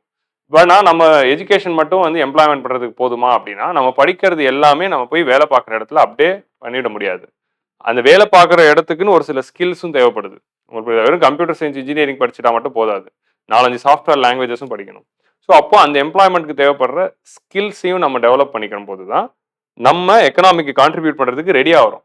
ஸோ வெறும் ஹெல்த் எஜுகேஷன் ஸ்கில் மட்டும் கொடுத்துட்டாலே அவங்க வந்து ஹியூமன் ரிசோர்ஸ்னு ஆகிடாது, அதை பயன்படுத்துறதுக்கான எம்ப்ளாய்மெண்ட்டும் கிரியேட் பண்ணும். ஸோ அந்த மாதிரி எம்ப்ளாய்மெண்ட்டு உருவாக்குறப்போ automatically human resources are formed and that is providing the development. So இதை தாண்டி வந்து ஹியூமன் கேபிட்டல்னா என்ன, ஹியூமன் கேபிட்டல்னா என்ன அப்படின்னா accumulation of human resources. So இது எல்லாமே கொடுத்து நம்ம ஒரு ஹியூமன் பீங்கை ஹியூமன் ரிசோர்ஸாக மாற்றிட்டோம்ல, அந்த ஹியூமன் ரிசோர்ஸஸில் இந்த மாதிரி ஒரு 1000 ஹியூமன் பீங்கை உருவாக்குறது தான் ஹியூமன் கேபிட்டல், உருவாக்கி வைக்கிறது. ஹியூமன் கேபிட்டல் இவங்களை உருவாக்கி வச்சு இந்த ஹியூமன் கேபிட்டலை வந்து சரியா பயன்படுத்தி, அதாவது இப்போ ஹியூமன் பீயிங் ஹியூமன் ரிசோர்ஸஸா மாத்திட்டோம். மாத்தி அந்த மாதிரி ஒரு கோடி ஹியூமன் பீயிங்கை கிரியேட் பண்றது தான் ஹியூமன் கேபிட்டல். அதை வந்து அக்யூமுலேட் பண்ணி வைக்கிறது. ஸோ இந்த ஹியூமன் கேபிட்டலை இப்போ ரெடி பண்ணி வச்சாச்சுல, இது எப்போ ஹியூமன் டெவலப்மெண்ட்டா மாறுது அப்படின்னு பாத்தீங்கன்னா, இது எல்லாத்தையும் பயன்படுத்தி எக்கனாமிக் growth உருவாக்குறீங்க. அவங்கள ஒரு வேலை வாய்ப்புக்கு அனுப்புறீங்க. வேலை வாய்ப்புக்கு அனுப்புறப்போ அந்த ஹியூமன் கேபிட்டல் அந்த ஹியூமன் ரிசோர்ஸ் என்ன பண்றாங்க, பணம் சம்பாதிக்கிறாங்க. அந்த சம்பாதிச்ச பணத்தை வச்சு அவங்க லைஃப்ல இன்வெஸ்ட் பண்ணி அவங்களோட வாழ்க்கை தரத்தை உயர்த்துறாங்க. ஸோ இதெல்லாம் நடக்கிறதுனால ஒருத்தரோட வாழ்க்கை தரம் உயருது இல்ல, அப்படி உயர்றப்பதான் ஹியூமன் டெவலப்மெண்ட் ரீச் ஆகுது. So human being health education ஸ்கில்ஸை கொடுத்து நம்ம ஹியூமன் ரிசோர்ஸாக மாற்றுறோம். அந்த மாதிரி நிறைய பேரை ரெடி பண்ணுறப்போ அது ஹியூமன் கேபிட்டல் ஆகுது. அந்த கேபிட்டலை பயன்படுத்தி அவங்களுக்கு நல்ல எம்ப்ளாய்மெண்ட் கொடுக்குறப்போ அவங்க எக்கனாமியில் கான்ட்ரிபியூட் பண்ணி பணம் சம்பாதிக்கிறாங்க. பணம் சம்பாதிச்சு அவங்களோட வாழ்க்கை தரம் உயருது. அப்படி உயர்றப்போ அவங்க என்னவா மாறுறாங்க, ஹியூமன் டெவலப்மெண்ட்டாக அது ரீச் ஆகுது. ஸோ இதுதான் வந்து அந்த ஹைரார்கி. ஸோ ஃபைனலாக அது என்ன கொடுத்துருக்கேன் அப்படின்னா, நம்ம ஹியூமன் கேபிட்டலை நிறைய உருவாக்குனாதான் நாட்டில் இன்னும் நிறைய ஹியூமன் கேபிட்டல் உருவாகும். அப்போ ஹியூமன் கேபிட்டல் வந்து உருவாகணும் அப்படின்னா இப்பதான் நான் சொன்னேன் என்னென்ன தேவை, ஹெல்த் எஜுகேஷன் ஸ்கில். ஒருத்தருக்கு வந்து good health good education good skill கொடுக்கணும்னா ஃபர்ஸ்ட் உங்களுக்கு என்ன தேவை, குட் ஹெல்த் கிடைக்கணும்னா அப்போ நிறைய டாக்டர்ஸ் இருக்கணும். எக்கனாமியில் டாக்டர்ஸ் நர்ஸ் இருந்தால் தான் குட் ஹெல்த்தே கிடைக்கும். குட் எஜுகேஷன் கொடுக்கணும்னா அப்போ டீச்சர்ஸும் ப்ரொஃபஸர்ஸும் இருக்கணும். குட் டீச்சர்ஸும் குட் ப்ரொஃபஸர்ஸும் இருந்தால் தான் குட் எஜுகேஷன் உருவாக்க முடியும். குட் ஸ்கில்ஸ் இருக்கணும்னா குட் ட்ரெயினர்ஸ் இருக்கணும். ட்ரெயினர்ஸ் அண்ட் டியூட்டர்ஸ் இருக்கணும். குட் ட்ரெயினர்ஸ் அண்ட் டியூட்டர்ஸ் இருந்தால் தான் குட் ஸ்கில் உருவாகும். அப்போ ஒரு எக்கனாமியில ஹெல்த் எஜுகேஷன் ஸ்கில்ல நம்ம கொண்டு வரணும் அப்படின்னா நிறைய doctors nurse teachers professors and ட்ரெயினர்ஸை உருவாக்கணும். ஸோ நம்ம doctors nurses trainers teachers professors இவங்களை உருவாக்கி இந்த ஹியூமன் கேபிட்டலை உருவாக்குனாதான் இந்த ஹியூமன் கேபிட்டல் இன்னும் நிறைய ஹியூமன் கேபிட்டலை உருவாக்கும் அப்படிங்கிற இந்த கான்செப்ட் தான் அதில் சொல்ல வரும். ஸோ இந்த எவல்யூஷன் உங்களுக்கு புரிஞ்சிச்சா? ஹியூமன் பீயிங் ஹியூமன் ரிசோர்ஸாக மாறுறாங்க, அதுதான் அக்யூமுலேட் ஆகிறப்ப ஹியூமன் கேபிட்டல் ஆகுது. இதனால அவங்க பெனிஃபிட் அடைஞ்சு அவங்க ஸ்டாண்டர்ட் ஆஃப் லிவிங் உயர்ந்துச்சுன்னா அதுதான் human development. So more human capital leads to more other human capital. So இந்த கான்செப்ட் வந்து எக்ஸ்ட்ராவா 11th NCERTல இருக்கும். I hope you got understood. So புரியலன்னா ஜக்கன் பாஸ் பண்ணி திரும்ப ரீவைண்ட் பண்ணி கேட்டு பாருங்க. ஸோ ஹியூமன் கேபிட்டலுக்கு நம்ம ஆல்ரெடி பார்த்தோம், health education skill and training இது வரைக்கும் என்ன அப்படிங்கிறது புரிஞ்சிச்சு. இதை தாண்டி human resource and human capital ஃபார்மேஷனுக்கு எக்ஸ்ட்ராவா 2 விஷயங்கள் இருக்கு. அதுதான் வந்து புதுசா நம்ம பார்க்கக்கூடியது. அது என்னன்னா மைக்ரேஷன் அண்ட் இன்ஃபர்மேஷன். ஸோ மைக்ரேஷன்னா என்ன, ஒரு ஊரை விட்டு இன்னொரு ஊருக்கு வந்து படிக்கிறது. ஏன் எல்லாரும் ரூரல் ஏரியா வந்து அர்பன் ஏரியாவுக்கு வராங்க, ஏன்னா ரூரல் ஏரியால அவங்களோட அவங்க படிக்கிறதுக்கு அவங்க படிக்கணும்னு நினைக்கிற அந்த நல்ல காலேஜ் இல்லை. ஸோ அப்போ நல்ல காலேஜ் எங்க இருக்கோ அதை நோக்கி மைக்ரேட் ஆகிறாங்க. நல்லா படிச்சு நல்ல ஹியூமன் ரிசோர்ஸா இருந்தாலும் அந்த ஊர்ல இருக்க ரூரல் ஏரியால இருக்கப்போ அவங்க வேலை வாய்ப்பு கிடைக்கல. அப்போ நல்ல வேலை வாய்ப்பு எங்க கிடைக்குதோ அங்க மைக்ரேட் ஆகிறாங்க. ஸோ அப்போ நல்ல இப்போ அதே மாதிரி நீங்க கிராமத்துல இருக்கீங்க, உங்களுக்கு ஒரு பெரிய ஆப்ரேஷன் பண்ணோம் அப்படின்னா நல்ல ஹாஸ்பிட்டல் இல்லை. இப்போ நல்ல ஹாஸ்பிட்டலுக்காக நீங்க மைக்ரேட் பண்றீங்க. So good health good education good skills இல்லை குட் எம்ப்ளாய்மெண்ட் உங்களுக்கு கிடைக்கணும் அப்படின்னா எங்க அதுக்கான ஆப்பர்ச்சுனிட்டி இருக்கோ அதை நோக்கி நகரணும். ஸோ அதுக்கு பேர் தான் மைக்ரேஷன். ஸோ அப்போ நல்ல ஹியூமன் ரிசோர்ஸா உருவாகி நீங்க கிராமத்திலேயே இருந்து அங்கே எந்த ஒரு ஆப்பர்ச்சுனிட்டி உங்களுக்கு கிடைக்காம நீங்க எதுவுமே பண்ணாம சும்மா இருந்தீங்கன்னா அந்த ஹியூமன் ரிசோர்ஸ் உருவாகி யூஸ் இல்லை. ஸோ அது எங்க அதை யூஸ் பண்றதுக்கான ஆப்பர்ச்சுனிட்டி கிடைக்குது அங்க போய் இருந்து அந்த வேலையை எடுத்து அதை செஞ்சு சம்பாதிச்சு நீங்க ஹியூமன் டெவலப்மெண்ட் ரீச் பண்ணணும். ஸோ அதனால மைக்ரேஷன் நடக்கிறப்போ தான் அது நடக்குது. ஒரு இடத்துல இருந்து எங்க ஆப்பர்ச்சுனிட்டி இருக்கோ ஆப்பர்ச்சுனிட்டி இருக்கிற இடத்துக்கு நீங்க மூவ் ஆகிறப்போ தான் அது நடக்குது. That is migration. ஸோ ஃபைனலாக இன்ஃபர்மேஷன்.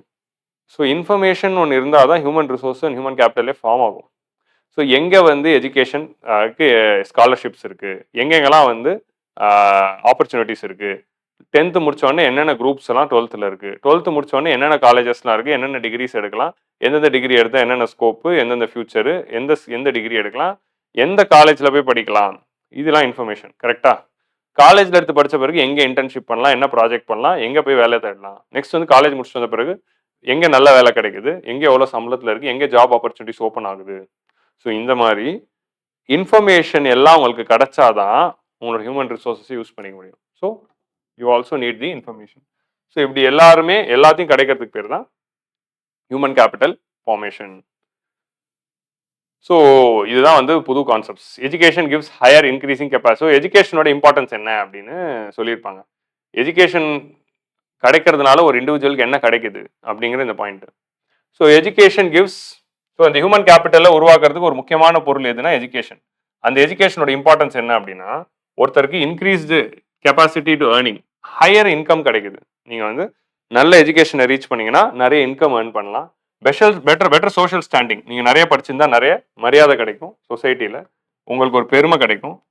Make better choices. நீங்க சரியான முடிவு எடுப்பீங்க லைஃப்ல. லைஃப்ல வந்து கரெக்டான டெசிஷன் எடுக்கிறதுக்கான நாலேஜ் வந்து உங்ககிட்ட இருக்கும். Provides knowledge to understand the changes taking place in society. சமுதாயத்தில் நடக்கிற விஷயங்களை ஈஸியா புரிஞ்சிக்க முடியும். படிப்பறிவு இருந்தாதான் சுத்தி என்ன நடக்குது அப்படிங்கறதே புரிஞ்சிக்க முடியும். It simulates innovations. நீங்க நிறைய புதுசா இனோவேட் பண்ணுவீங்க. And new technology. ஸோ படிச்சவங்க இருக்கிற இடத்துல தான் நியூ டெக்னாலஜி அடாப்ட் பண்ண முடியும். So educated and skilled people இருந்தால் தான் புது புது டெக்னாலஜி அடாப்ட் பண்ணி அடுத்தடுத்த லெவலுக்கு போக முடியும், எந்த செக்டராக இருந்தாலும். ஸோ டெக்னாலஜி அப்போ தான் அடாப்டேஷன் நடக்கும். So what is the benefit of education அப்படிங்கிறத பாருங்க, 4 லைன்ல ஒரு 6 பாயிண்ட்ல சொல்லியாச்சு. ஸோ பெனிஃபிட்ஸ் ஆஃப் எஜுகேஷன் அப்படின்னு நீங்க மெயின்ஸ்ல எங்க கேட்டாலும் எழுதுறதுக்கு இதுதான் 6 பாயிண்ட். இந்த மாதிரி என்சிஆர்டி படிச்சு இந்த பேசிக் விஷயங்களை படிச்சு தெரிஞ்சு வச்சுக்கிறது இட்ஸ் வெரி இம்பார்ட்டன்ட். ஸோ அடுத்து என்சிஆர்டியில் வந்து இல்லை யூனிக்காக என்ன கொடுத்துருப்பாங்கன்னா, ஃபிசிக்கல் கேபிட்டலுக்கு ஹியூமன் கேபிட்டலுக்கு உள்ள வித்தியாசம். ஸோ ஹியூமன் கேபிட்டல்னா என்ன, ஃபிசிக்கல் கேபிட்டல்னா என்ன? நம்ம ஹியூமன் கேபிட்டல்னா என்ன பார்த்தோம் அப்படின்னா, மனிதர்கள் கிட்ட இருக்கிற எஜுகேஷன் அண்ட் ஸ்கில்ஸ், அதனால வரக்கூடியது தான் ஹியூமன் கேபிட்டல். இப்போ எனக்கு எக்கனாமிக்ஸ் தெரியும், அதனால நான் ஒரு ஹியூமன் கேபிட்டலாக இங்கே இருக்கேன். ஸோ நான் எக்கனாமிக்ஸ் அப்படிங்கிற இந்த எஜுகேஷனையும் எக்கனாமிக்ஸ் டீச் பண்ணுறதுக்கான ஸ்கில்லையும் கற்றுக்கிட்டதுனால நான் ஒரு ஹியூமன் கேபிட்டலாக இருக்கேன்னா, இந்த ஹியூமன் கேபிட்டல் மூலமா I'm creating more human capital through this இது. ஸோ நான் தான் ஹியூமன் கேபிட்டல். ஃபிசிக்கல் கேபிட்டல்னா என்ன? ஃபிசிக்கல் கேபிட்டல்னா என்னதுன்னா, பொருளாக வந்து கேபிட்டல் அக்யூமுலேட் பண்ணுறது. இப்போ ஒரு இண்டஸ்ட்ரியில மெஷினரியா இருக்கட்டும், இப்போ நம்ம ஆல் இண்டியா சிவில் சர்வீஸ்ல இந்த ஸ்மார்ட் போர்டாக இருக்கட்டும், ஆர் இந்த வீடியோ ரெக்கார்ட் பண்ணுற கேமராவாக இருக்கட்டும், இதெல்லாம் தான் ஃபிசிக்கல் கேபிட்டல். உங்கள்கிட்ட வந்து கார் இருக்கிறது, பைக் இருக்கிறது. ஸோ இந்த மாதிரி நீங்கள் கேபிட்டல் ரிசோர்ஸஸை பொருளாக வாங்கி வைக்கிறது physical capital. So physical capital human கேபிட்டலுக்கு என்னென்ன டிஃபரன்சஸ் அப்படின்னு சொல்லி என்சிஆர்டியில் ஒரு பேஜில் வந்து டிஸ்கிரைப் பண்ணியிருப்பாங்க. So first investment decision. நம்ம வந்து லைஃப்ல ஃபிசிக்கல் கேபிட்டலையும் அட்டைன் பண்ணுவோம், ஹியூமன் கேபிட்டலும் அட்டைன் பண்ணுவோம். ஃபிசிக்கல் கேபிட்டல்னா என்ன? வீடு வாங்குவோம், கார் வாங்குவோம், டிவி வாங்குவோம், பைக் வாங்குவோம், மொபைல் ஃபோன் வாங்குவோம். இதெல்லாம் ஃபிசிக்கல் கேபிட்டல். ஹியூமன் கேபிட்டல்னா என்ன? எஜுகேஷன், ஹெல்த் அண்ட் ஸ்கில்ஸ், இது ரிலேட்டடாக நம்ம செலவு பண்ணுறது. ஸோ நீங்கள் ஃபிசிக்கல் கேபிட்டல் பற்றி இன்வெஸ்ட் பண்ணுறதுங்கிறது கான்ஷியஸ் டெசிஷன். ஒரு அடல்ட் ஆன பிறகு தான் அது நடக்கும். அண்ட் அது வந்து ஒரு எக்கனாமிக் ப்ராசஸ். நீங்கள் ஃபிசிக்கல் கேபிட்டல் வாங்குறது. ஆனால் ஹியூமன் கேபிட்டல் வந்து நீங்கள் சின்ன வயசுலேருந்தே கற்றுக்க ஆரம்பிச்சிடுறீங்க. எஜுகேஷன் அப்படிங்கிறது நம்ம குழந்தையா இருக்கும் போதுலேருந்தே நம்ம கற்றுக்க ஆரம்பிச்சிடும். And it is a social process. So education is a social process. ஒரு ஸ்கூலுக்கு போயிட்டு அங்கே எல்லாரும் கூட பழகி தான் கற்றுக்குறோம். அதோட நேச்சர். ஃபிசிக்கல் கேபிட்டல்னா டேஞ்சபிள். டேஞ்சபிள்னா தொட்டு உணரக்கூடியது. செப்பரேபிள். ஒன்று இன்னொருத்துலேருந்து நீங்கள் பிரித்து வைக்க முடியும். அண்ட் அது வந்து சந்தையில் வந்து கூட்ஸா, மார்க்கெட்டில் வந்து கூட்ஸாக விற்கப்படுது. ஃபிசிக்கல் கேபிட்டல்னா கூட்ஸ். ஆனால் ஹியூமன் கேபிட்டல் வந்து இன்டான்ஜிபிள். அதை வந்து தொட்டு உணர முடியாது. அது வந்து இன்ஹரண்ட் பார்ட் ஆஃப் ஓனர். அதை வந்து ஓனர் கிட்ட இருந்து செப்பரேட் பண்ண முடியாது. இப்போ என்கிட்ட இது என்னோட மொபைல் அப்படின்னு வச்சுக்கலாம். இந்த மொபைலை நீங்க என்கிட்ட இருந்து செப்பரேட் பண்ணி எடுத்துட்டு போயிடலாம்ல, ஓகேவா? So physical capital is separable, human capital is not separable. நீங்க என்கிட்ட இருந்து என் போனை எடுத்துட்டு போயிடலாம், ஆனா என் மைண்ட்ல இருந்து என் நாலேஜ் எடுத்துட்டு போக முடியுமா? முடியாது. So human capital is inherent part of owner. And human கேபிட்டலை வந்து பொருளாக கொடுக்க முடியாது, சர்வீஸாக தான் கொடுக்க முடியும். இப்போ என்கிட்ட இருக்கிற ஹியூமன் கேபிட்டல் நான் இந்த எஜுகேஷன் அப்படிங்கிற சர்வீஸ் மூலமாக உங்களுக்கு கொடுக்குறேன். ஸோ அதுதான் அடுத்த difference. Next mobility. Physical capital வந்து எக்ஸ்போர்ட்ஸ் அண்ட் இம்போர்ட்ஸ் மூலமா இட் மூவ்ஸ் பிட்வீன் கண்ட்ரீஸ். கண்ட்ரீஸ்குள்ள ஈஸியாக மூவ் ஆகுது. மொபிலிட்டி அப்படிங்கிறது மூவ்மெண்ட் பிட்வீன் கண்ட்ரீஸ். ஆனால் ஹியூமன் கேபிட்டல் வந்து it is restricted by nationality. So human capital நம்ம இப்போ நான் வந்து நான் லண்டனுக்கு ஒரு பொருள் ஏற்றுமதி பண்ணோன்னா ஈஸியாக எக்ஸ்போர்ட் பண்ணிடலாம். லண்டன்லேருந்து ஒரு பொருளை வாங்கினா ஈஸியாக இம்போர்ட் பண்ணிடலாம். ஆனால் நான் லண்டன் போனோன்னா ஈஸியாக போக முடியுமானா போக முடியாது. நான் போய் விசா வாங்கணும், டிக்கெட் வாங்கணும், விசா இன்டர்வியூ அட்டன் பண்ணணும், எனக்கு விசா அப்ரூவல் ஆகணும், அப்புறம் தான் போக முடியும். டூரிஸ்டாக போனோன்னா போகலாம். நான் டூரிஸ்டாக போகிறத பற்றி பேசலை, லண்டனில் ஒரு வேலைக்கு அப்ளை பண்ணி போகிறது. ஸோ என் ஹியூமன் கேபிட்டலை பயன்படுத்துறதுக்காக போகிறது. Next depreciation. Physical capital use பண்ண அது வந்து டெப்ரிஷியேட் ஆகி பழசாகும், அது வந்து தேய்மானம் அடையும், வேர் அண்ட் டேர் அண்டர்கோ பண்ணும். ஆனால் ஹியூமன் கேபிட்டல் அப்படிங்கிறது வந்து ஒரு ஹியூமன் பீயிங் என்னதான் வந்து வயசாகி ஏஜ் ஆனாலும் அவங்களோட நாலேஜ் அப்படிங்கிறது மைண்ட்ல இருக்கும். அஃப்கோர்ஸ் நாலேஜ் வந்து மறந்து போக வாய்ப்பு இருக்கு. ஆனால் நம்ம திரும்ப திரும்ப திரும்ப படிச்சுக்கிட்டே இருந்தா ஏஜிங்கும் வந்து நம்மளோட ஹியூமன் கேபிட்டலை அஃபெக்ட் பண்ணாது. So proper ageing and timely skilling will never affect the human capital. Human கேபிட்டலுக்கான என்னன்னா நீங்க அந்தந்த காலத்துக்கு ஏற்ற மாதிரி ஸ்கில் அப்கிரேட் பண்ணணும். External benefit. ஸோ பிசிக்கல் கேபிட்டல்னால ஒரு பிரைவேட் பெனிஃபிட் தான். ஆனால் நீங்கள் ஹியூமன் கேபிட்டல் வச்சிருந்தா பிரைவேட் பெனிஃபிட்டும் இருக்கும், சோஷியல் பெனிஃபிட்டும் இருக்கும். என்கிட்ட மொபைல் ஃபோன் இருந்ததுன்னா அது எனக்கு மட்டும்தான், உங்களுக்கு புரியுதா? என்கிட்ட கார் இருந்தால் அது எனக்கு மட்டும்தான், பிரைவேட் பெனிஃபிட். ஆனால் நான் நிறைய படித்தேன் அப்படின்னா அந்த படிப்பு வந்து என்னையும் தாண்டி சுற்றி இருக்க நிறைய பேருக்கும் உதவும் அப்படிங்கிறது தான் சோஷியல் பெனிஃபிட்ஸ் வருது. ஸோ இது பேசிக்காக டிஃபரன்ஸ் கொடுத்துருக்காங்க. ப்ரிலிம்ஸ் பாயிண்ட் ஆஃப் வியூல கேட்கலாம். ஏன் ப்ரிலிம்ஸ் பாயிண்ட் ஆஃப் ஏன் இதை வந்து நான் இந்த டேப்லர் காலம் போட்டு ஏன் இதை வந்து நான் உங்களுக்கு காட்டி நடத்திக்கிட்டு இருக்கேன் அப்படின்னா, போன வருஷம் ப்ரிலிம்ஸ் கொஸ்டின் பேப்பர் எடுத்து பாருங்க. மேட்ச் தி ஃபாலோயிங்ல fixed capital and working capital அப்படின்னு சொல்லி மேட்ச் தி ஃபாலோயிங்ல கேட்டாங்க. Which of the following is fixed capital correctly மேட்ச்டா இல்லையா அப்படின்னு. மைனிங், அப்புறமா வந்து அந்த மாதிரி ஃபார்ம்ல இருக்கிற ப்ளவ், ஸோ இந்த மாதிரி கம்ப்யூட்டர் இதெல்லாம் கொடுத்துட்டு எது ஃபிக்ஸட் கேபிட்டல் எது ஒர்க்கிங் கேபிட்டல் அப்படின்னு கேட்கலாம். ஸோ நாளைக்கு which of the following is physical capital and human capital அப்படின்னு கூட கேட்பான். ஸோ இந்த மாதிரி வந்து ப்ரிலிம்ஸ்ல வந்து பேசிக்கா மேட்ச் தி ஃபாலோயிங்ல வந்து கேட்க ஆரம்பிச்சிட்டாங்க. ஸோ அந்த கொஸ்டின்ஸ்க்காக தான் அந்த மாதிரி கொஸ்டின் வருதுங்கிறதுக்காக தான் இந்த டேப்லர் காலம் போட்டு டிஸ்கஸ் பண்ணிட்டு இருக்கேன். இது என்சிஆர்டியில் ஒரு பேஜ் ஃபுல்லாக இருக்கும். ஒரு என்டையர் பேஜில் ஒரு பாக்ஸ் போட்டு ரெண்டுத்துக்கும் டிஃப்ரென்ஸ் சொல்லியிருப்பாங்க. பட் நான் அந்த பாக்ஸை வந்து அப்படியே வந்து ஒரு டேப்லர் காலமாக கன்வெர்ட் பண்ணிட்டேன் by using my human capital. So புரிஞ்சிச்சா? ஸோ வந்து ஃபர்ஸ்ட் வந்து இன்வெஸ்ட்மெண்ட் டெசிஷன்ஸ். நீங்கள் வந்து எப்போ அந்த இன்வெஸ்ட்மெண்ட்டோட டெசிஷன் எடுக்கிறீங்க, நேச்சர் அது வந்து டேஞ்சிபிளா இன்டேஞ்சிபிளா, தொட்டு உணரக்கூடியதா இல்லை இல்லாததா, அதை வந்து ஓனர் கிட்ட இருந்து பிரிச்சிட முடியுமா இல்லை பிரிக்க முடியாதது. நான் இப்போ எக்ஸாம்பிள் சொல்லல, மொபைல் ஃபோனை பிரிக்க முடியும், என் அறிவை பிரிக்க முடியாது, இதெல்லாம் நோட் பண்ணி வச்சுக்கோங்க. இந்த மாதிரி எக்ஸாம்பிளோட அது பார்க்குறப்ப தான் உங்களுக்கு புரியும். அதுக்காக தான் நான் அதெல்லாம் ஸ்பெசிஃபிக்காக சொல்கிறேன்.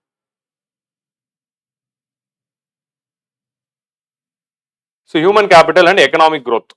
ஸோ ஹியூமன் கேபிட்டல்னால எக்கனாமிக் க்ரோத் வருதா அப்படின்னா, நீங்கள் ஹியூமன் கேபிட்டல் ஒரு கண்ட்ரியில் நிறைய உருவாக்கிட்டே இருந்தீங்க அப்படின்னா, அந்த ஹியூமன் கேபிட்டல்லாம் ஹியூமன் ரிசோர்ஸஸ்லாம் என்ன பண்ணும், எக்கனாமிக்கு கான்ட்ரிபியூட் பண்ணி எக்கனாமிக் க்ரோத்தை உருவாக்கும். The more human capital you create, more economic growth you reach. அதே மாதிரி more and economic country reaches economic growth. Economic growth வளர வளர வளர அந்த நாட்டுக்கு நிறைய ஹியூமன் கேபிட்டல் தேவைப்படும் and automatically more human capital உருவாகும். ஸோ இதோட ரிலேஷன்ஷிப் எப்படி இருக்கு அப்படின்னா, human capital will lead to economic growth and economic growth will in turn increase the human capital. So இது வந்து they both complement each other. So அப்போ ஒரு எக்கனாமியை வந்து நம்ம பாட்டம்ல இருந்து ரைஸ் ஒரு எக்கனாமி வந்து அண்டர் டெவலப்டா இருக்கு, அதை வளர்த்து விடணும் அப்படின்னா என்ன பண்ணணும் அப்படின்னா, ஹியூமன் கேபிட்டலை டெவலப் பண்ண ஆரம்பிச்சு நல்ல ஹெல்த் எஜுகேஷன் ஸ்கில் கொடுத்து எம்ப்ளாய்மெண்ட்டை உருவாக்கிட்டீங்க அப்படின்னா ஆட்டோமேட்டிக்கா அந்த ஹியூமன் கேபிட்டல் எம்ப்ளாய்மெண்ட் எக்கனாமிக் க்ரோத்தை கொடுக்க ஆரம்பிச்சிடும். அந்த எக்கனாமிக் க்ரோத் திரும்ப மோர் ஹியூமன் கேபிட்டல் உருவாக்க ஆரம்பிச்சிடும். அந்த இன்ஜின் அப்படியே ஆன் ஆகி சுத்திக்கிட்டே இருக்கும்.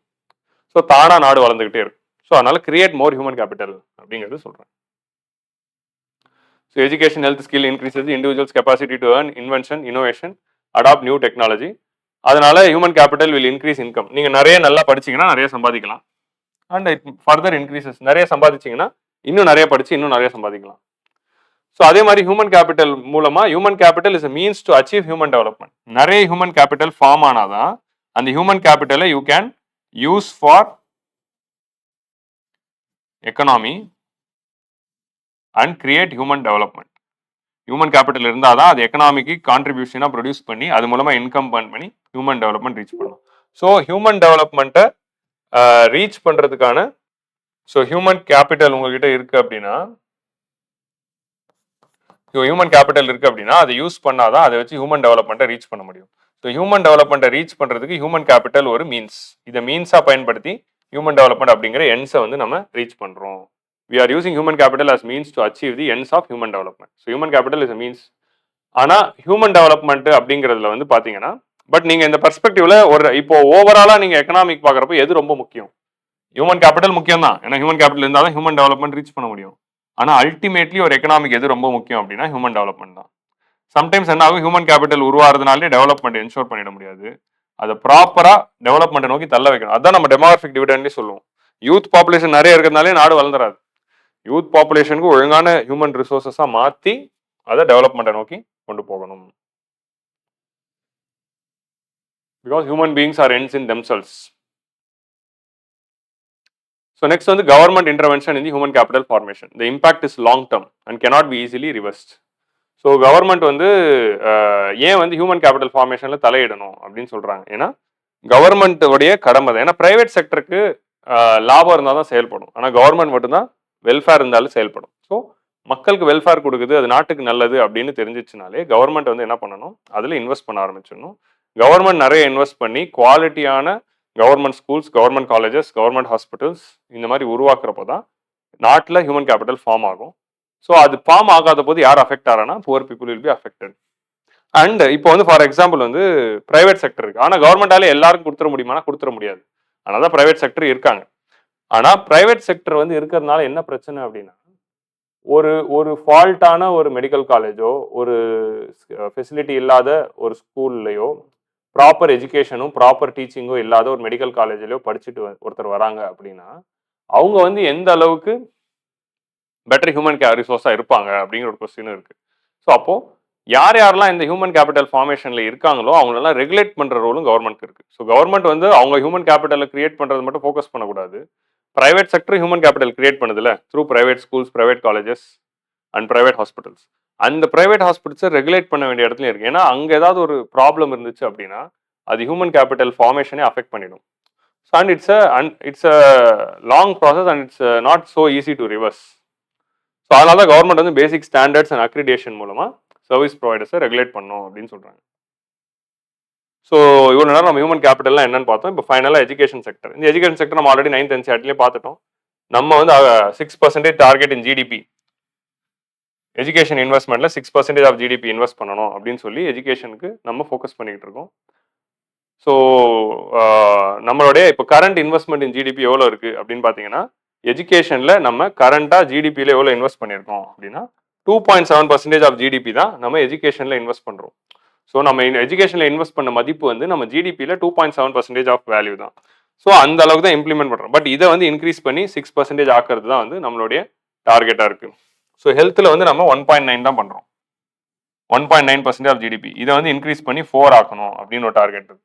ஸோ எஜுகேஷன் 6% ஆஃப் ஜிடிபி, ஹெல்த்தை வந்து 4% ஆஃப் ஜிடிபி ஆக்கணும் அப்படின்னு ஒரு டார்கெட்ல நம்ம எங்கிட்டு இருக்கோம். But currently we are having 2.7. Next வந்து ரைட் டு எஜுகேஷன். அடுத்து எஜுகேஷன் எல்லாருக்கிட்டையும் கொண்டு போய் சேர்க்கறதுக்கு நம்ம என்ன கொண்டு வந்தோம்? Right to education. So article first நம்ம என்ன பண்றோம் அப்படின்னா கான்ஸ்டியூஷன் 86 அமெண்ட்மெண்ட் ஆக்ட் கொண்டு வந்து அமெண்ட் பண்ணி ரைட் டு எஜுகேஷன் அப்படிங்கிறது ஃபண்டமெண்டல் ரைட் ஆக்குறோம். ஆர்டிகல் 21A கொண்டு வந்து 6 to 14 இயர்ஸ் ஆஃப் ஏஜ்ல இருக்க எல்லாருக்குமே ரைட் எஜுகேஷனுங்கிறது ஃபண்டமெண்டல் ரைட்ஸ் அப்படின்னு சொல்லிடுறோம். And every parent should send their ward to school அப்படின்னு ஃபண்டமெண்டல் டியூட்டியும் கொண்டு வரும். ஸோ இந்த மாதிரி எஜுகேஷனை we made it fundamental right. இதுக்கப்புறம் சர்வ சிக்ஷா அபியான் அப்படின்னு ஒன்று கிரியேட் பண்ணுறோம். ரைட் டு எஜுகேஷன் ஆக்ட் அப்படிங்கிறத கிரியேட் பண்ணி we make sure that education reach the entire people of 6 to 14 years of age. அவங்க எல்லாருக்குமே எஜுகேஷன் போய் சேர்றதுக்கு we brought right to education act, சர்வ Shiksha Abhiyan. So 86th constitutional amendment, அப்புறமா வந்து ரைட் டு எஜுகேஷன் ஆக்ட், அப்புறம் சர்வ சிக்ஷா அபியான். இது வந்து பிரைமரி ஸ்கூல் எஜுகேஷன்ல ஒரு மிகப்பெரிய ஒரு ரெவல்யூஷனா கிரியேட் பண்ணுச்சு. ஸோ வந்து பிரைமரி எஜுகேஷன்ல நம்ம வந்து right to education, Sarva Shiksha Abhiyan and 86th constitutional amendment ஆக்டை கொண்டு வந்து we created the education revolution. And நம்மளோட ஜிடிபியில் இப்போ 2.7 தான் பண்ணிக்கிட்டு இருக்கோம். அதை 6% ஆக்கணும் அப்படிங்கிற இந்த டார்கெட் இருக்கு. ஸோ இதுக்கப்புறம் வந்து ஜெண்டர் ஈக்விட்டி. ஸோ அடுத்து வந்து நம்ம ஹியூமன் டெவலப்மெண்ட்ல இருக்க இஷ்யூ என்ன அப்படின்னு பார்த்தீங்கன்னா gender equity. So woman education levels வந்து ரொம்ப கம்மியாக இருக்கு. இண்டிபெண்டன்ஸ் அப்போ 7% ஆஃப் உமன் தான் வந்து லிட்ரேட்டாக இருந்தாங்க. இப்போ கரண்டாக கூட பார்த்தீங்கன்னா வந்து 66% ஆஃப் தி உமன் தான் வந்து லிட்ரேட்டாக இருக்காங்க. நேஷனல் ஆவரேஜ் வந்து 76 இருந்தாலும் உமனோட லிட்ரஸி ரேட் வந்து 68% தான் இருக்கு. ஸோ இந்த 68%லேருந்து உமன் லிட்ரஸி ரேட்டை நம்ம அதிகப்படுத்த வேண்டியதாக இருக்கு. So woman literacy level should be increase. ஏன் இன்க்ரீஸ் பண்ணணும் அப்படின்னா உமன் நிறைய லிட்ரேட் ஆனாதான் அவங்க ஹியூமன் ரிசோர்ஸாக மாறி அந்த ஹியூமன் ரிசோர்ஸ் போயிட்டு எக்கனாமியில் கான்ட்ரிபியூட் பண்ணுவாங்க, நிறைய சம்பாதிப்பாங்க. விமன் சம்பாதிக்க ஆரம்பிக்கிறப்போ தான் எக்கனாமிக் இண்டிபெண்டன்ஸை ரீச் பண்ணுவாங்க. when they are financially and economically independent, that will lead to women empowerment அப்படின்னு சொல்றாங்க. விமன் கையில பணம் கொடுக்கறது ரொம்ப அவசியம் அப்படின்னு சொல்றாங்க. So their social status will increase. So social status increase ஆச்சுன்னா உமனுக்கு அகேன்ஸ்டாக இருக்க வயலன்ஸும் பேட்ரியார்கி கிரியேட் பண்ணுற ப்ராப்ளம்ஸும் சரி பண்ணிடலாம். அதே மாதிரி எஜுகேட்டட் உமன் அப்படிங்கிறவங்களுடைய ஃபர்டிலிட்டியும் வந்து கம்மியாக இருக்குது. ஸோ கம்மியாக இருக்குது இந்த சென்ஸ் எதை சொல்கிறோம் அப்படின்னா இந்த ஃபர்டிலிட்டி ரேட்னா என்னதுன்னா number of children a woman is having. ஒரு உமன் எஜுகேட்டடாக இருக்கிறப்போ she wants to learn more and she wants to go and work somewhere and she wants to earn money. So and she wants to have her own career. So இப்படி இருக்கிறப்போ ஒரு woman வந்து educated ஆகிட்டு career ஓரியன்டாக போகிறப்போ she is not having more offsprings like 3 குழந்தைங்க 4 குழந்தைங்க அப்படிங்கலாம் இல்லாமல் ஒரு குழந்தை போதும் அப்படிங்கிற அந்த இதுக்கு வந்துடுறாங்க. ஸோ அப்படி இருக்கிறதுனால என்ன ஆயிடுது, பாப்புலேஷன் ஸ்டெபிலைஸ் ஆகுது அப்படிங்கிறதையும் சொல்கிறாங்க. She is able to control her reproductive right because of the career choices. And next health care. More educated woman is more healthy is she. So அவங்களோட ஹெல்த் கேருக்கு அவங்க ஃபோக்கஸ் பண்ணுறாங்க, அவங்க ஹெல்த்துக்கு அசர்ட்டிவாக இருக்காங்க. எஜுகேஷன் இல்லாதப்போ வந்து என்ன ஆயிடுது, உமன் ஹெல்த்துங்கிறது ஒரு நெக்லெக்டாக இருக்குது ஒரு ஃபேமிலியில். ஃபேமிலியில் உமன் ஹெல்த்தை வந்து பொதுவாக நெக்லெக்ட் பண்ணிடுவாங்க. And when they are educated it is not அப்படிங்கிறத சொல்கிறாங்க. அடுத்து வந்து ஹையர் எஜுகேஷன். இந்தியாவில் வந்து நம்ம பிரைமரி எஜுகேஷனுக்கு we brought so many things, but higher எஜுகேஷனில் இன்னும் வந்து நிறைய பிரச்சனைகள் இருக்கு. லோ என்ரோல்மெண்ட் ரேட்ஸ் தான் இந்தியாவோட கிராஸ் என்ரோல்மெண்ட் ரேஷியோ வந்து சம் 28% தான் இருக்கு with respect to higher education. அப்போ 12th முடிக்கிறதுல 28% பேர் தான் வந்து காலேஜ் போய் சேர்றாங்க. Low enrolment rates. ஸோ இதோட மீனிங் என்ன அப்படின்னா 18லேருந்து 23 வயசுக்குள்ள இருக்கிற ஆளுங்கள்ல 28% பேர் தான் காலேஜில் இருக்காங்க. அப்போ மிச்சவங்களாம்? ஸோ அதுதான் அதில் இருக்க மிகப்பெரிய பிரச்சனை. Huge unemployment. 23ல 21. Huge unemployment amount graduates. So படிச்சு முடிச்சுட்டு வந்தாலும் அவங்களுக்கு வேலை வாய்ப்பு இல்லாமல் இருக்கு. And especially graduates in rural ஏரியாவுக்கு நிறைய அன்எம்ப்ளாய்மெண்ட் இருக்கு. ஸோ அதில் ஜெண்டர் டிஃபரன்சஸ் இருக்கு. ஃபீமேல் வந்து கிராஜுவேட்டாக இருந்து ஃபீமேலில் கிராஜுவேட் ஆகி அன்எம்ப்ளாய்டாக இருக்கிறது 30% இருக்கு. மேல் வந்து 19% இருக்கு. ஏன்னா நிறைய உமன் வந்து படிச்சிருந்தாலும் கல்யாணம் பண்ணதுக்கப்புறம் வேலைக்கு போகிறது இல்லை. ஸோ அதனால் என்ன ஆயிடுது, ஃபீமேல் கிராஜுவேட் அன்எம்ப்ளாய்மெண்ட் வந்து ஹையாக இருக்கு. ஸோ ஹையர் எஜுகேஷனில் நம்ம என்ரோல்மெண்ட் ரேட்டை அதிகப்படுத்தணும். நிறைய காலேஜஸ் கொண்டு வந்து நிறைய அட்மிஷன்ஸ் கொண்டு வந்து நிறைய பேரை வந்து நம்ம என்ரோல் பண்ணி வைக்கணும் அப்படிங்கிற அந்த நீடு வந்து it is being created. So with this we are coming to the end of the human capital formation chapter. So நம்ம வந்து இன்டெப்த்தாக வந்து பாவர்ட்டி அண்ட் ஹியூமன் கேபிட்டல் ஃபார்மேஷனை டீட்டெயில்டாக டிஸ்கஸ் பண்ணோம் in this 8th video. So we are winding up this 2 chapters no. So உங்களுக்கு எந்த doubt இருந்தாலும் கமெண்ட் செக்ஷனில் போடுங்க. I will come and answer all your doubts and I have posted the notes in the description box. So ask your doubts and I will come and reply. So with this we'll wind up. Next video la vandu namma vandu rural development, employment and infrastructure அப்படிங்கிற இந்த topics வந்து பார்ப்போம். So we'll meet you all in the 9th video. So bye bye.